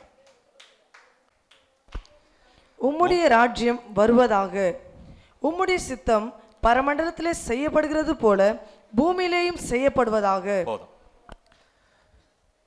முதல்ல இந்த அனாதையின் மனப்பான்மை என்ன பண்ணுன்னா, என் வாழ்க்கை, என் சூழ்நிலை, என் குடும்பம், என் தேவை, என் கிறிஸ்தவம், என் ஜபம் அப்படி இருக்கும். எப்போ ஒருத்தன் அப்பா அப்படின்னு கனெக்ட் ஆயிட்டானோ அவன் ராஜ்யத்து கூட கனெக்ட் ஆயிடுறான். ஹல்லேலூயா. அவன் ஜபம் எப்படி ஆயிடுச்சு? என் இல்லை, என் குடும்பம் இல்லை, என் பட்டணம் இல்லை, உம்முடைய ராஜ்யம். மனசே மாறிடுது பாருங்க. ஏன்னா அப்பா ராஜ்யத்தின் தலைவராக இருக்கும்பொழுது குமாரனும் என்னன்றான், ராஜ்யத்துக்கு சின்ராசு. அவர் ராஜா, இவரு அவருடைய சின்ன ராஜா. இவர் மனப்பான்மைகள் மாற வேண்டும். பிதா என்று அழைத்தவுடன் முதல்ல எதுக்காக ஜெபிக்கிறோன்றதே மாறிடுது. முதல்ல நாம் யாருன்றது விளங்குது. அடுத்தது நாம் இந்த ராஜ்யத்தை கண்ட்ரோல் பண்ற அளவுக்கு பவர் நம்ம கையில் இருக்குதுன்ற நம்பிக்கை வருது. ஹல்லேலூயா. உம்முடைய ராஜ்யம், உம்முடைய சித்தம். அதாவது ராஜா குமாரனுக்கு அத்தாரிட்டி கொடுக்குறாரு. குமாரன் சொல்றான், இனிமே இங்க எங்க அப்பா சித்தம் தான் நிறைவேறணும்ன்ற கமாண்ட் வந்துச்சு. அனாதையை எங்க கூட்டிட்டு வந்தார் பாருங்க இயேசு. தெரு முனையில நின்னுன்னு ஊருக்காக ஜெபிச்சு நின்றவனுக்கு ஜெபத்தை சொல்லி கொடுத்து, பிதா அப்படின்ற ஒரு வெளிப்பாடை கொடுத்து, குமாரன் என்ற வெளிப்பாடத்தை கொடுத்து அவனுக்கு ராஜ்யத்துக்கு தலைவனாகிட்டார். ஹல்லேலூயா. இங்க ஒரு காரியத்தை சொல்ல வரேன், கொஞ்சம் இதுல இருந்து டிவியேட் ஆகிறேன். இந்த அனாதை வாழ்க்கை, கிறிஸ்துவ வாழ்க்கை என்ன பண்ண தெரியுங்களா? நான் முதல்ல கொஞ்சம் லைட்டா சொன்னேன். முதல்ல எங்க வாழறோம் நம்மன்றத விட்டுட்டு ஓடணும்னே பார்க்கும். அனாதையின் மனப்பான்மை என்னன்னா, இப்போ நிறைய பேர் என்ன பண்ணுறாங்கன்னா, பரலோகம் பரலோகம் பரலோகம், நரகம் நரகம் நரகம், இதுக்காகவே கிறிஸ்துவ ஊழியங்கள் நடத்தப்படுது. எது ரட்சிப்பு, எது நித்திய ஜீவன் அப்படின்னு இயேசு கிறிஸ்து யோவான் 17 சொல்லுவார். அப்புறமா படிங்க. எது ரட்சிப்பு, எது நித்திய ஜீவன். யோவான் 17:3 நீங்கள் அப்புறம் போய் படிங்க. பிதாவை அறிவதே நித்திய ஜீவன், பரலோகத்துக்கு போவதே நித்திய ஜீவன் அப்படின்னு சொல்லல. பிதாவை அறிவதே நித்திய ஜீவன். ஆனா எல்லாமே நம்மளுடைய மைண்ட்ல என்ன போட்டுட்டே இருக்காங்க தெரியுங்களா? இந்த வாழ்க்கை மோசமானது, மரணம் நிச்சயம், அழிவு நிச்சயம், பூகம்பம் நிச்சயம், போர் நிச்சயம், எல்லாம் நிச்சயம். நாம எப்படியாவது நல்ல வாழ்க்கை வாழ்ந்து இறுதி வரை ரட்சிப்பை காத்துக்கொண்டு பரலோகம் போயிடணும். பாடுற பாட்டெல்லாம் நான் கேட்பேன், ஏங்க இது ஒரு ஆவிக்குரிய சூசைட் மாதிரியே இருக்குது அப்படின்வேன். ஏங்க சாவணும் சாவணும் மேலே போனோன்னே ப்ரேயர் பண்ணணும், என்னதுங்க என்ன பண்ணுறான்? சூசைடு. அதுக்காக இங்கே நம்ம வச்சிருக்கிறாரு. இவர் ஜெபத்தில் என்ன சொல்லித்தராரு? நீ பரலோகத்துக்கு போனா பரலோகத்துக்கு இறக்குன்றாரு. புரிஞ்சவங்களா ஒரு கையாட்டுங்க. அல்லேலூயா. அனாதை விட்டுட்டு ஓடினோம், இருக்கிறது பிடிக்கல, எனக்கு இந்த ரட்சிப்பும் பிடிக்கல, இந்த சபை பிடிக்கல, ஏதோ கிறிஸ்துவ பிடிக்கும், எப்படியாவது மேலே போயிடணும், எப்படியாவது மேலே போயிடணும், எப்படியாவது மேலே போயிடணும். அனாதையின் மனப்பான்மை தான் போனோம். பிள்ளை என்ன பண்ணுவோம் தெரியுங்களா? என்ன போர்னா வரட்டும், யாருன்னா ஆட்சிக்கு வரட்டும், என்னென்ன நடக்கட்டும், இந்துவுக்கு என்ன பண்ணட்டும், கிறிஸ்டின் என்ன பண்ணட்டும், என்னென்ன நடக்கட்டும், பரலோக ராஜ்யத்தை இறக்கியாம நான் போக மாட்டேன்டா. இதுதான் ஒரு பிள்ளையின் அதிகாரம். வேற ஒரு மெசேஜ் நான் கொடுத்துட்டு இருக்கும்போது சொன்னேன், ஒரு வேளை பரலோகத்திலிருந்து சத்தம் கேட்குது. நிறைய நேரத்தில் பரலோகத்திலிருந்து சத்தம் கேட்டிருக்கு இல்லைங்களா? பேசியிருக்காரு ஆண்டவர். இப்படி ஒரு சத்தம் கேட்குதுங்க எல்லா சபையிலையும் ஒரு நாள் ஆராதனையில். பிள்ளைகளே, இனிமேல் இந்த வாழ்க்கையின் முடிவில் பரலோகமும் கிடையாது, நரகமும் கிடையாது, நீங்கள் என் பிள்ளைகள், நான் உன் தகப்பனாக வாழ்வோமாக அப்படின்னு ஒரு சத்தம் எல்லா சபையிலும் கேட்குது. ரைட்டுங்களா? கேட்குது.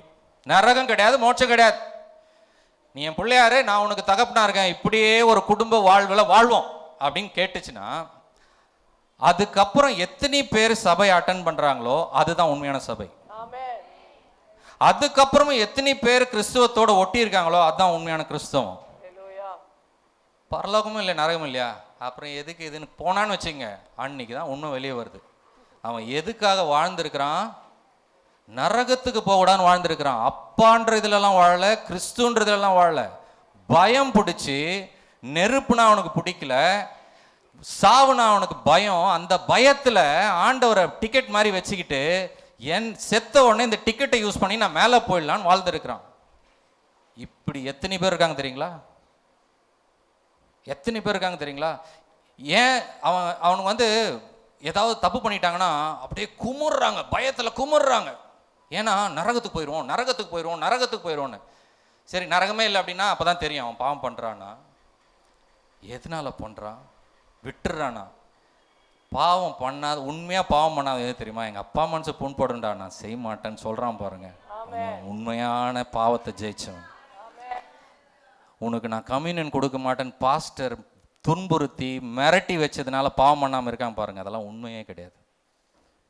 நிறைய பாஸ்டருக்கு மிரட்டி வச்சிருக்கிறாங்க, நானே பார்த்துருக்கேன். நான் உன்னை பார்க்கணும், உன்னை வந்து சோதிச்சு பார்க்கணும், இல்லைன்னா கம்யூனியன் கொடுக்க முடியாது. கம்யூனியன் கிடைக்காம போயிட போது, சர்ச் மெம்பர்ஷிப்பை கேன்சல் பண்ண போகிறாங்கன்னு நிறைய பேர் அப்படியே பயத்தில் கிறிஸ்துவ வாழ்க்கை நடத்திட்டு போகிறாங்க, பயந்து சாவுறாங்க. இதை எடுத்துட்டோன்னு வச்சிங்க, அப்போ தான் உண்மை வெளியே வரும். இப்போ பார்வோன் துரத்திட்டு வரான், இவங்க வந்து அங்கேருந்து அடிமைத்தனத்தில் விடுதலை வராங்க. செங்கடல் இருக்கு முன்னாடி, மோசே அதை பிளந்துட்டான், 2ஆ பிளந்துட்டு இவங்க கிராஸ் பண்றாங்க. இவங்க கிராஸ் பண்ணது வந்து இந்த அதிசயத்தின் மகிமை இல்லையா, இல்லை அவன் துரத்திட்டு வந்து என் கழுத்தை வெட்ட போறான்றதுல நவுறாங்களா? சாவச்சிட போறான். ஏன்னா அவங்ககிட்ட 300-400 வருஷம் அடிமைத்தனம், மண்டையில பயம்னா அப்படி ஒரு பயம். பார்வோன்னு சொன்னாலே மூத்திரம் மேஞ்சிருவான், அந்த அளவுக்கு பயம், நடுக்கம் வரும், உடம்பெல்லாம் அப்படியே சுருங்கிரும். இப்போ இந்த அற்புதத்தெல்லாம் அவன் என்ஜாய் பண்ணல. நம்ம ஆண்டவர் என்ன பண்ணியிருக்காருன்னு அப்படியே களி கூர்ந்துன்னு அப்படி கிராஸ் பண்ணல, திருப்பியும் வந்துட்டான்டான்னு கிராஸ் பண்ணாங்க. இந்த மாதிரி தான் சபை போய்கிட்டு இருக்கு. எங்க நரகம் வந்துட போகுது, எங்க அழிவு வந்துட போகுது, ஒழுங்காருன்னு நான் சொல்றேன் பாருங்க. என்னைக்கு பரலோகம் நரகன்றத மைண்ட்ல இருந்து எடுத்துட்டு அப்பான்னு உள்ள போட்டோம்னு அன்னைக்கு தாங்க உண்மையான கிறிஸ்துவ வாழ்க்கையை நான் அனுபவிச்சுட்டு இருக்கேன். உண்மையான கிறிஸ்துவ வாழ்க்கை, உண்மையான கிறிஸ்துவ வாழ்க்கை. பிதா என்று அறிவதே நித்திய ஜீவன், பிதா என்று அறிவதே நித்திய ஜீவன். ஹல்லேலூயா, ஹல்லேலூயா. டைம் இன்னும் நேரம் இருக்கா? 1 மணி ஆயிடுச்சு, இருக்குங்களா?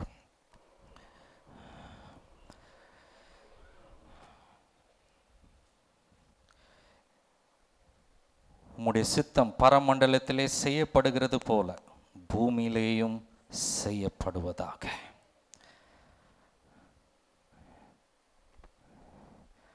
அடுத்த வசனம்,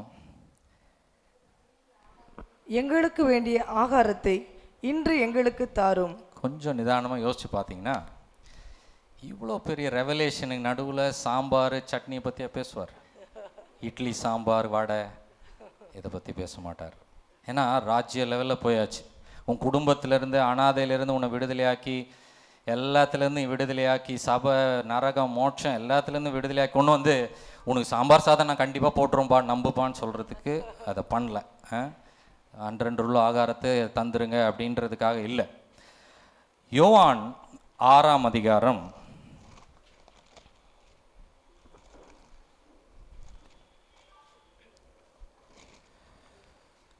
48 முதல். ஜீவ அப்பம் நானே. உங்கள் பிதாக்கள் வனாந்தரத்திலே மன்னாவை புசித்திருந்தும் மரித்தார்கள். இதிலே புசிக்கிறவன் மறியாமல் இருக்கும்படி வானத்திலிருந்து இறங்கின அப்பம் இதுவே. நானே வானத்திலிருந்து இறங்கின ஜீவ அப்பம். இந்த அப்பத்தை புசிக்கிறவன் என்றென்றைக்கும் பிழைப்பான். நான் கொடுக்கும் அப்பம் உலகத்தின் ஜீவனுக்காக நான் கொடுக்கும் என் மாம்சமே என்றார்.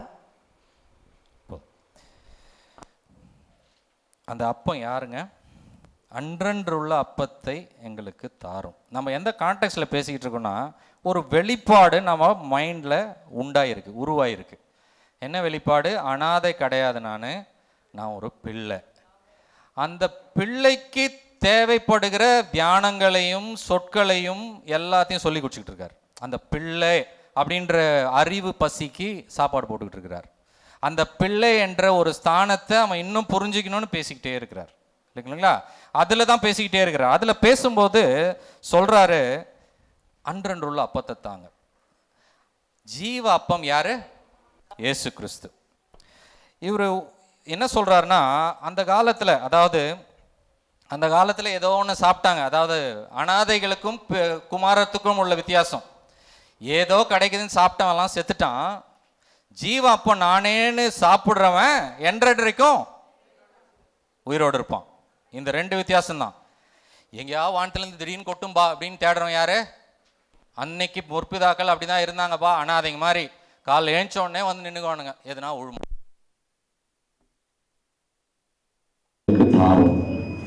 அப்பம்னு எப்பயுமே இயேசு கிறிஸ்து சொல்லும்போது தன்னையே பேசுறாரு. நான் தான் ஜீவ அப்பம்னு யோவான்ல பேசுறாரு. அங்க ஒரு அனாதை கும்பலை பத்தி சொல்றாரு. அவங்க எவ்வளவு சொன்னாலும் முரட்டாட்டத்திலேயே வாழ்ந்தவங்க அந்த எகிப்து மக்கள், அங்கிருந்து வெளியே கொண்டு வந்த இஸ்ரேல் மக்கள் எப்பயுமே பேச்சை கேட்க மாட்டாங்க. அனாதைகள் பேச்சை கேட்க மாட்டாங்க. அவங்கள மாதிரி அந்த மண்ணாவையே சாப்பிட்டு சாக வேண்டாம், ஜீவ அப்பமாகி என்னை புசித்து நித்தியம் வாழ்வடைங்க. 53 வசனம், அருமையான வசனம். 6:53. அவர்களை நோக்கி, உங்கள் மனுஷகுமாரனுடைய மாமிசத்தை புசியாமலும் அவருடைய இரத்தத்தை பானம் பண்ணாமலும் இருந்தால் உங்களுக்குள்ளே ஜீவன் இல்லை என்று மெய்யாகவே மெய்யாகவே. எந்த அப்பம் இது? அவருடைய மாமிசமே நாம பருகி அவருடைய ரத்தத்தையே கொடுக்கிற ஒரு அனுபவத்தில் வரும்போது ஒரு நாளும் என்ன நினைச்சு பார்க்கிறோம்? அவருடைய குமாரனா இருக்கிற அறிவு பசிக்கு சாப்பாடு போட்டுக்கிட்டே இருக்கிறோம். ஹல்லேலூயா. 100 பாருங்க, நமக்கு ஒரு நல்ல வியாதி ஒண்ணு இருக்குது, அது எல்லாருக்குமே இருக்குது, மறதி. ஒரு அரசியல்வாதி பயங்கரமான ஊழல்ல மாட்டிக்கிட்டு திருப்பி எலெக்ட் ஆயிடுவார். பயங்கர ஊழல்ல மாட்டின உடனே ஜனங்க ஓட்டு போட மாட்டாங்க. அடுத்த எலெக்ஷன் வரும்போது அவருக்கு திருப்பி ஓட்டு போட்டு உட்கார வச்சுட்டாங்க. அப்ப அவங்க கேக்குறாங்க, எப்படி இது முடியுதுங்க அப்படின்னா, தமிழ்நாட்டுக்கே இருக்கிற அந்த வியாதி மறதி. அதனால அவங்க பாருங்க, ஒரு ப்ராப்ளத்தை மறந்துனா இன்னொரு ப்ராப்ளத்தை கொடுங்க, பழசம் வந்துருவாங்க. அப்படியே மறதி வளர்ந்து திருப்பி நான் வரும்போது என்ன ஃபுல்லா நான் என்ன செஞ்சேனே மறந்து ஓட்டு போட்டுருவாங்க, வந்துட்டேன். அதனால இந்த குமாரன் என்ற அந்த வெளிப்பாடு மறந்துடும். கொஞ்சம் வெளியே போய் 4 பேர் எடுப்பீங்களான்னு மறந்துடும். அப்போ ஒரு தடையும் அந்த அப்பத்தை சாப்பிடணும். இயேசுவின் சரீரத்துல தான் என் சரீரம் இருக்குது, அவருடைய ரத்தத்துல தான் என் ரத்தம் ஓடுதுன்னு அவர் எப்படி குமாரனாகிறாரோ நானும் குமாரனா இருக்கிறேன்ற வெளிப்பாடு ஒரு நாளும் ஒரு மணி நேரமும் தேவை. ஹல்லேலூயா. இந்த அப்பத்தை தான் பேசுறார். இந்த வெளிப்பாடு குன்றி போயிடக்கூடாது, மறந்து போயிடக்கூடாதுன்னு இந்த குமாரனுடைய பிளக்கப்பட்ட அவருடைய சரீரத்தையும் சிந்தப்பட்ட ரத்தத்தையும் நினைச்சு அதுல நான் பங்கு வச்சிருக்கிறேன், அதுலதான் நான் வாழறேன்னு நினைக்கும் பொழுதெல்லாம் நான் குமாரன், நான் குமாரன், நான் குமாரன்ற வெளிப்பாடு போய்கிட்டே இருக்கு, கலைக்க முடியாது. அது அப்படியே வருட கணக்குல பண்ணும்போது என்ன ஆயிடுதுங்க? ஆணித்தரமா வழங்கி போகுது, ஆணித்தரமா வழங்கி போகுது. ஹல்லேலூயா. அடுத்ததாக பாத்தீங்கன்னா, நான் 13 வசனத்துக்கு போயிட்டு அதுக்கு முக்கியமான ஒரு இது இருக்குது, அதை சொல்லிட்டு தேவைப்பட்ட மீதி நான் வியாக்கியானம் செய்றேன்.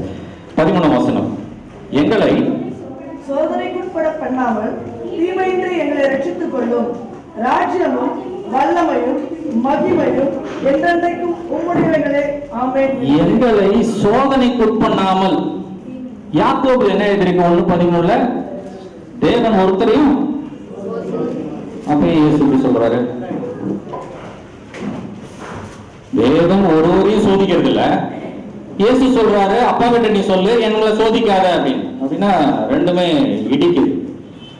இங்க என்ன சோதனை தெரியுங்களா? நம்ம கான்டெக்ட்லயே பார்க்கணும். நம்ம கான்டெக்ட் என்ன? குமாரன் என்ற வெளிப்பாடு கான்டெக்ட்ல சோதனை என்னன்னா, நான் திருப்பி அனாதையா போறதா குமாரனா இருக்கிறதா சூழ்நிலையை பார்த்து நம்மள மாறிட்டே இருக்க சொல்லும். ஹல்லேலூயா. நாம இந்த சோதனைக்குள்ள நடத்திடாதீங்க ஆண்டவரே, நான் எப்பவுமே குமாரனாவே இருக்கணும். எல்லாருக்குமே அந்த பிரஷர் வருங்க.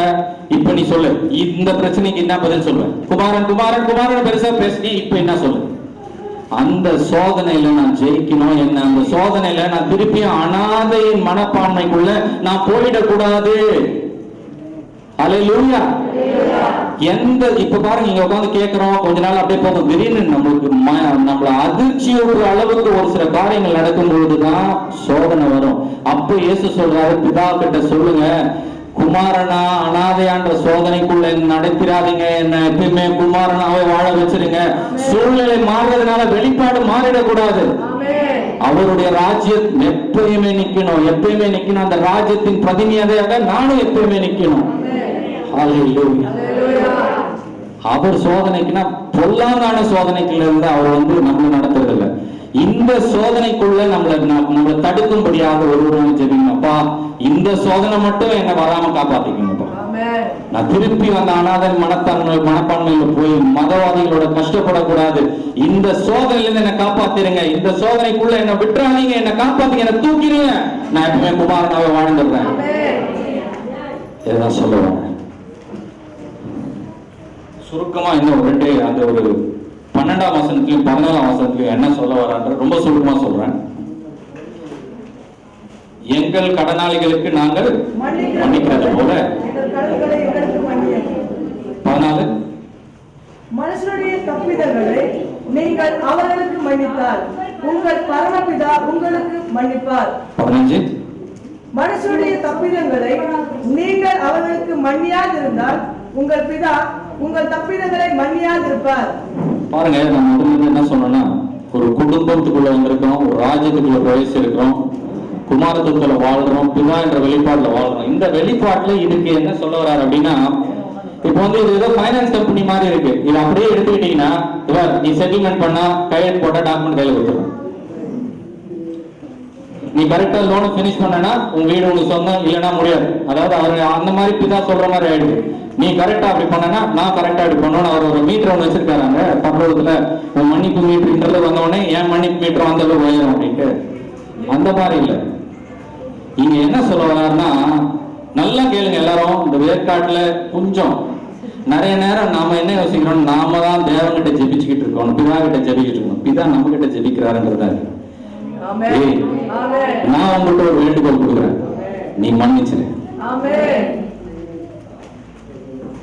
நீ நிறைய நேரம் நான் ஜெபத்துல கத்துக்கிட்டேன்னா, என்னால செய்ய முடியறதுக்கு நான் ஜெபிச்சேன்னா மூட பிதாவே என்னால என்னென்ன செய்ய முடியுமோ அவர் என்கிட்ட ஜெபிக்கிறார். வேலோடு கலக்கணும் நிக்கிறியா அப்படின்னு நம்ம கிட்ட ஜெபம் பண்ற. எனக்கு ஒரு ஆள் தேவை, நீ வரியா? ஜெபம் நான் ஏதோ பயங்கர வார்த்தையை போடுறது இல்லை, ஒரே ஆட்டு. பிதா கேட்கிறாரு. ஏசாயா ஒரு வசனத்துல திறப்பு விசில யார் நிக்கிறா? ஒருத்தர் நிக்கிறீங்களா? அவரு ஜெபம் பண்றாருப்பா நம்ம கிட்ட. ஹலோ, பிதா குமாரன் கிட்ட கேட்கிறார், எனக்காக நிக்கிறியாப்பா? எனக்காக நீ மன்னிப்பா? எனக்காக நீ மன்னிப்பா? அவன் கடனை விட்டுரு, அவன் தப்பிக்கிறத விட்டுரு. அவர் நம்ம கிட்ட ஜெபம் பண்ணிட்டு இருக்காரு. அல்லேலூயா. பயங்கரமான ஒரு குடும்ப உறவு, பயங்கரமான ஒரு ராஜ்யத்தின் உறவு. நாம தான் ஜெபிக்கிறது, அவர் நம்ம கிட்ட ஜெபிக்கிறார். நம்ம ஒரு வியாதியஸ்தன் இருக்கிறான், போய் ஜெபம் பண்றியா அப்படின்னு நம்ம கிட்ட ஜெபிக்கிறார். அந்த ஒருத்தன் வருத்தத்துல இருக்கிறான், போய் அவன் கூட கொஞ்ச நேரம் இருக்கிறியா அப்படின்னு நம்ம கிட்ட ஜெபிக்கிறார். உனக்கு இன்னொருத்தனுக்கு ஒரு பகை வந்துச்சேப்பா, அவன் ரொம்ப கசப்புல வாடுறான், அவனை மன்னிப்பா. அப்படி பண்ண பிறகு அவர் செய்யற மாதிரி இங்க புக்ல இருக்கு. ஆக்சுவலா அவர் மன்னிப்பெல்லாம் என்னைக்கோ முடிஞ்சு போச்சு. அவர் இன்னைக்கு புதுசா ஏதோ மன்னிப்பு தொடங்க தேவையில்லை. அப்படி இருந்தா அவர் மனுஷன் ஆயிட்டார். இது நடந்த பிறகு மன்னிக்க முடியும் அப்படின்னா அவர் மனுஷன் ஆயிடுறாரு. மனுஷன் தானே அப்படி பண்ணுவான். இது நடந்தா இப்படி இருப்பேன், இது நடந்தா இப்படி இருப்பேன், அப்படி நடந்தா அப்படி இருப்பேன். அவர் மனுஷன் கிடையாது, அவர் பொய் சொல்ல மனுஷனே கிடையாது. அவர் மன்னிப்ப நித்தியத்துக்கு கொடுத்திருக்கிறார். அப்ப இந்த கான்டெக்ட்ல என்னன்னா, அவர் நம்ம கிட்ட வேண்டுகோள் விடுறார். நாம அவர் அளவுக்கு உயர்த்துறார். எப்பா மன்னிப்ப உன்னுடைய சர்க்கிள், உன்னுடைய ஃபேமிலியில மன்னிப்ப கட்டளையிடு, மன்னிப்ப விடு. கடன் எல்லாம் எடுத்து கொடுப்பான். நம்ம தான் ராஜாக்கள். இந்த காசுக்கெல்லாம் போய் மனசுல வச்சுட்டு சோழ்வா இருக்கிற அதெல்லாம் எழுதி தூக்கி போட நான் கவனிக்கிறேன். அதாவது இவர் என்னன்னா, அமௌண்ட் எழுதிட்டு சைனை மட்டும் நீ போடுன்றதுதான் இங்க. எல்லாத்தையும் எழுதிட்டாரு. நீ என்னுடைய ஜபத்தை நீ நிறைவேற்றனா சைன் போட்ட உடனே என்ன ராஜ்யத்தின் விதிமுறை, வழிகள், பலன்கள், எல்லா பதில்களும் வாழ்க்கையில கொட்ட ஆரம்பிக்கணும்னா ஒண்ணும் இல்லை. நான் சொன்ன கோரிக்கை நீ நிறைவேற்ற எல்லாம் இதோட முடிச்சுக்கிறேன். கேட்டதுக்கு ரொம்ப நன்றி. இந்த வாசனங்கள் வாழ்க்கையில விடுதலை கொடுக்கட்டும். இதுக்கப்புறம் எங்கேயும் போய் மீட்டிங் போய் லைன்ல நிக்காதீங்க. அப்பா மனசு ரொம்ப புண்படும். விசுவாச குறைவுல இருந்தீங்கன்னா யாரோ ஒருத்தர் உங்களுக்கு கூட நிக்கணும்னு ஃபீல் பண்ணீங்கன்னா தப்பே கிடையாது, நில்லுங்க, வாங்க, ஜெபிச்சிங்க. ஆனா எத்தனையோ வருஷமா கிறிஸ்தவத்துல இருக்கிறீங்க, எத்தனையோ வருஷமா பைபிள் படிக்கிறீங்க அப்படின்னா இன்னும் கூட அந்த அனாதை மனப்பான்மையில அங்கங்க போய் நின்றுகிட்டு இருக்கிறது, பெரிய ஆளுங்களை நம்பிக்கிட்டு இருக்கிறது, இதெல்லாம் உங்க பிள்ளை அந்த மாதிரி செஞ்சாதானே உங்களுக்கு புரியும். உங்களை விட்டுட்டு பக்கத்து வீட்டுக்காரங்க போயிட்டு நின்னாதான் உங்களுக்கு புரியும். அதுதான் பண்ணிக்கிட்டு இருக்கிறோம் நம்ம. அப்பா கூடவே வச்சுட்டு நான் உன்னை விட்டு விலகுவதில்லை அப்படின்னு ஒருத்தர் கூடவே இருக்கும்போது நேர யாருன்னா போய் அவங்க மேல பயங்கர நம்பிக்கை இருக்கிறது, அவங்கள பத்தி பெருமையா பேசுறது. எனக்கு இந்த பொதுக்கூட்டம்லாம் நடத்துவாங்க, கன்வென்ஷன் நடத்தும் போது அந்த நடத்துறவர் பிரசங்கியரை பத்தியே பேசுவார், பிரசங்கியர் வந்து பிசாசை பத்தியே பேசுவார். இதெல்லாம் அனாதை மனப்பான்மை. பிதா யாருன்னு தெரியாதனால, பிதா யாருன்னு தெரியலனா சத்தம் ஜாஸ்தியா இருக்கும், நடவடிக்கை ஒண்ணுமே இருக்காது. பிதா யாருன்னு தெரிஞ்சா 2 வார்த்தை தான், எல்லாம் நடக்கும். கியர் போட்ட கார் மாதிரி அப்படியே மூவம், அப்படியே மூவம். இதை நான் அனுபவிச்சு சொல்றேங்க, எனக்கு உலக பிரகாரமா ஒரு பிதா நான் பார்த்தது இல்லை. அவர் இறந்துட்டார், நான் 4 வயசு இருக்கும்பொழுது. ஆனா எங்க அம்மா என்ன அவர் இல்லைன்றது தெரியாத அளவுக்கு என்ன வளர்த்தாங்க. என் 5 பேரையும் வளர்த்தாங்க. எனக்கு தெரிஞ்சதெல்லாம் இயேசு சொன்ன பிதாதான், இயேசு சொன்ன பிதாதான். நான் சொல்றேன் பாருங்க, அவர் வந்து நான் ஜெபிச்சு பதில் வாங்கினேன்னு சொல்றதுக்கு எனக்கு எதுவுமே இல்லைங்க. உண்மையா சொல்றேன், நான் ஜெபிச்சு இது கொடுங்கப்பான்னு கேட்டு நான் வாங்கி எனக்கு ஞாபகமே இல்லை. நான் பாட்டுக்கு குமாரனா டான்ஸ் ஆடினே இருப்பேன், அவர் பாட்டுக்கு செஞ்சுட்டே இருப்பேன்.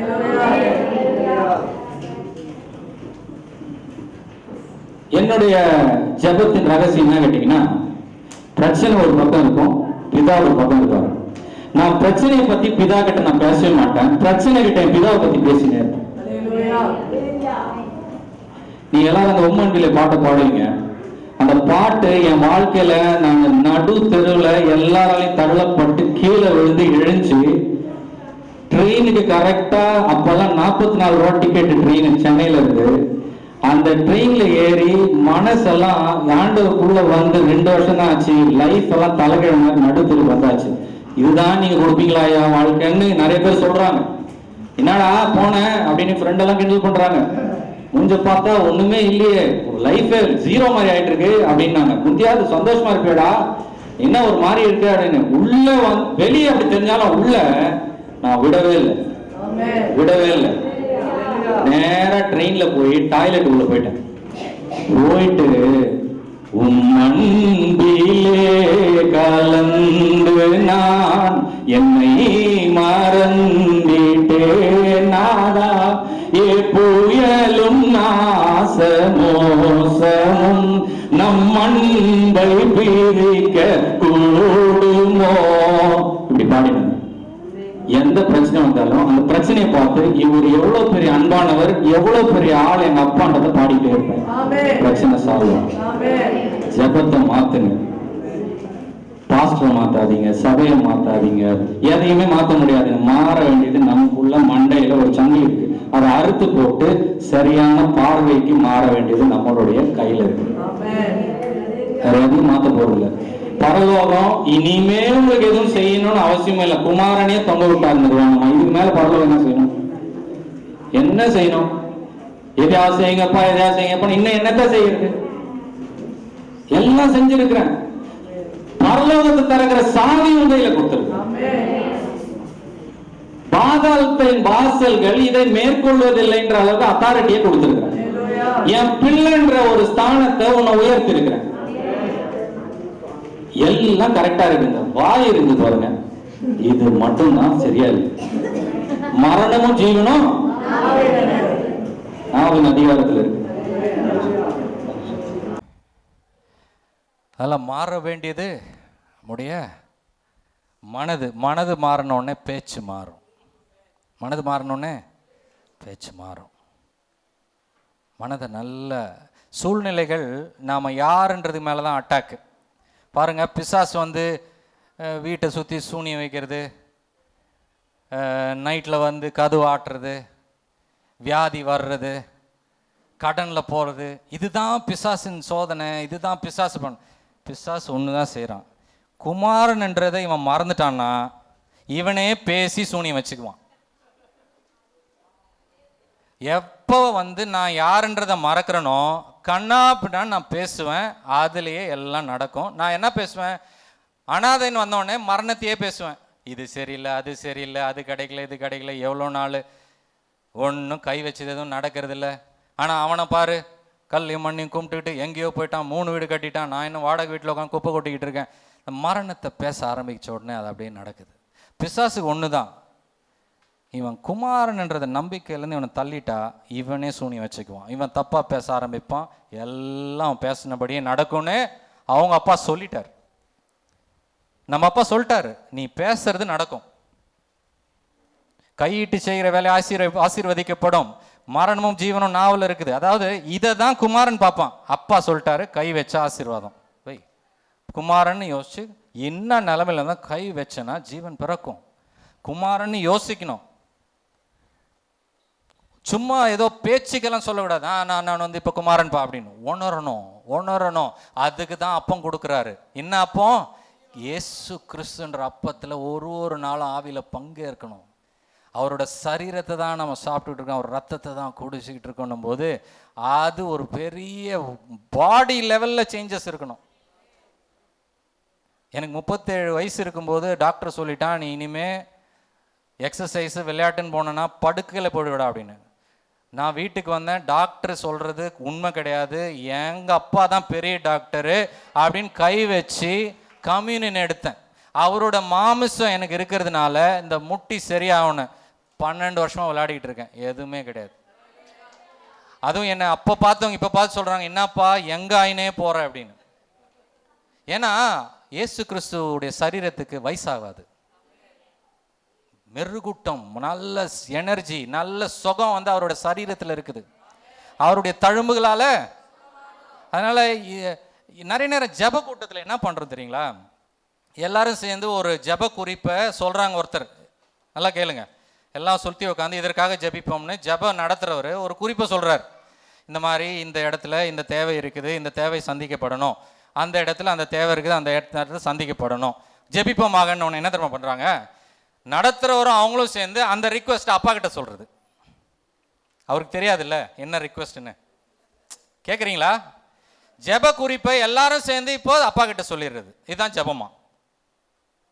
விளங்குச்சா? விளங்கலை? யாராருக்கு இன்னும் விளங்கலை?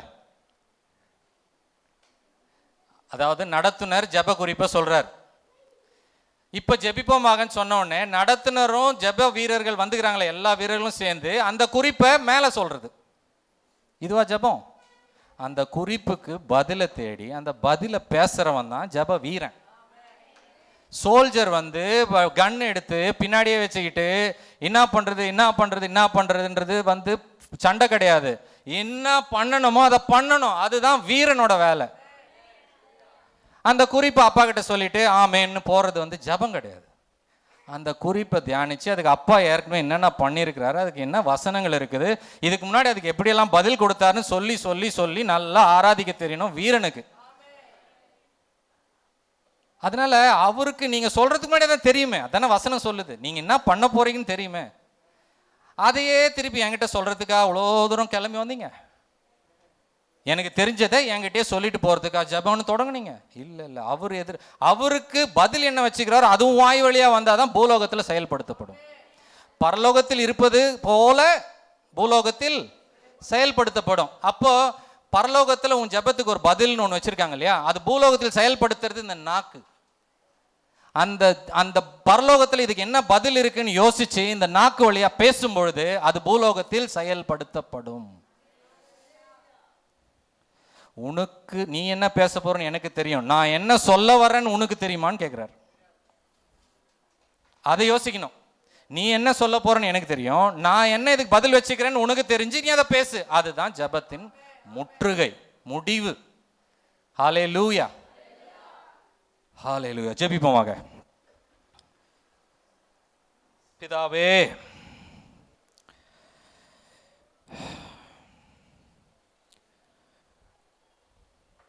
யோசேப்பின் பிதாவே, டேனியல் ஏழுமலையின் பிதாவே, இங்க இருக்கிற ஒவ்வொருவருடைய நாமத்தை சொல்லி பிதாவே என்று அழைத்து எங்களுடைய நாமத்தை உம்மோடு இணைத்து அதை பரிசுத்தப்படுத்துகிறோம். நன்றி. இன்று ஆண்டவரே அனாதையின் சங்கிலிகளை அறுத்திரிந்திருக்கிறோம். இதை பொல்லாங்கானவன் சோதிக்காதபடி எங்கள் மனதை இருதயத்தை காத்து கொள்ளுங்கப்பா. எந்த சூழ்நிலை, அசைகிற சூழ்நிலை வந்தாலும் நான் எங்கள் அப்பாவோட பிள்ளை, அதில் எந்தவித அசைவையும் நான் அனுமதிக்க போறதில்லைன்ற ஒரு நிச்சயத்தை இவர்களுக்குள்ளாக தாங்கப்பா. ஹல்லேலூயா, ஹல்லேலூயா, ஹல்லேலூயா. ஆண்டவரே, இவர்கள் தமிழ், இங்கிலீஷ் என்ற பாஷையை விட பரலோக பாஷையை புரிந்து கொள்வதாக. பரலோக லாங்குவேஜ் பதிலின் லாங்குவேஜ் ஆண்டவரே. பரலோக பாஷை செய்கிற பாஷை ஆண்டவரே, நகற்றுகிற பாஷை ஆண்டவரே. ஹல்லேலூயா, ஹல்லேலூயா, ஹல்லேலூயா. ஆசீர்வதிங்க. இவர்களுடைய நாக்கள் மீது அக்கினியின் வல்லமை புறப்பட்டு வருவதாக. ஜீவனை பேசுகிற நாவுகளாக இவளை ஆசீர்வதிக்கிறேன். முன்னேறட்டும். ஜெப வாழ்க்கையில பெரிய முன்னேற்றம், நித்திய வாழ்க்கையில பெரிய முன்னேற்றம் ஆண்டவரே. ஹல்லேலூயா, ஹல்லேலூயா. பரலோகம் நரகம் என்ற ஒரு முடிவில் இவர்கள் நகராதபடி காத்துக்கொள்ளுங்க. அப்பாவின் உறவில் இவர்கள் நகரட்டும். நன்றி, நன்றி, நன்றி, நன்றி அப்பா.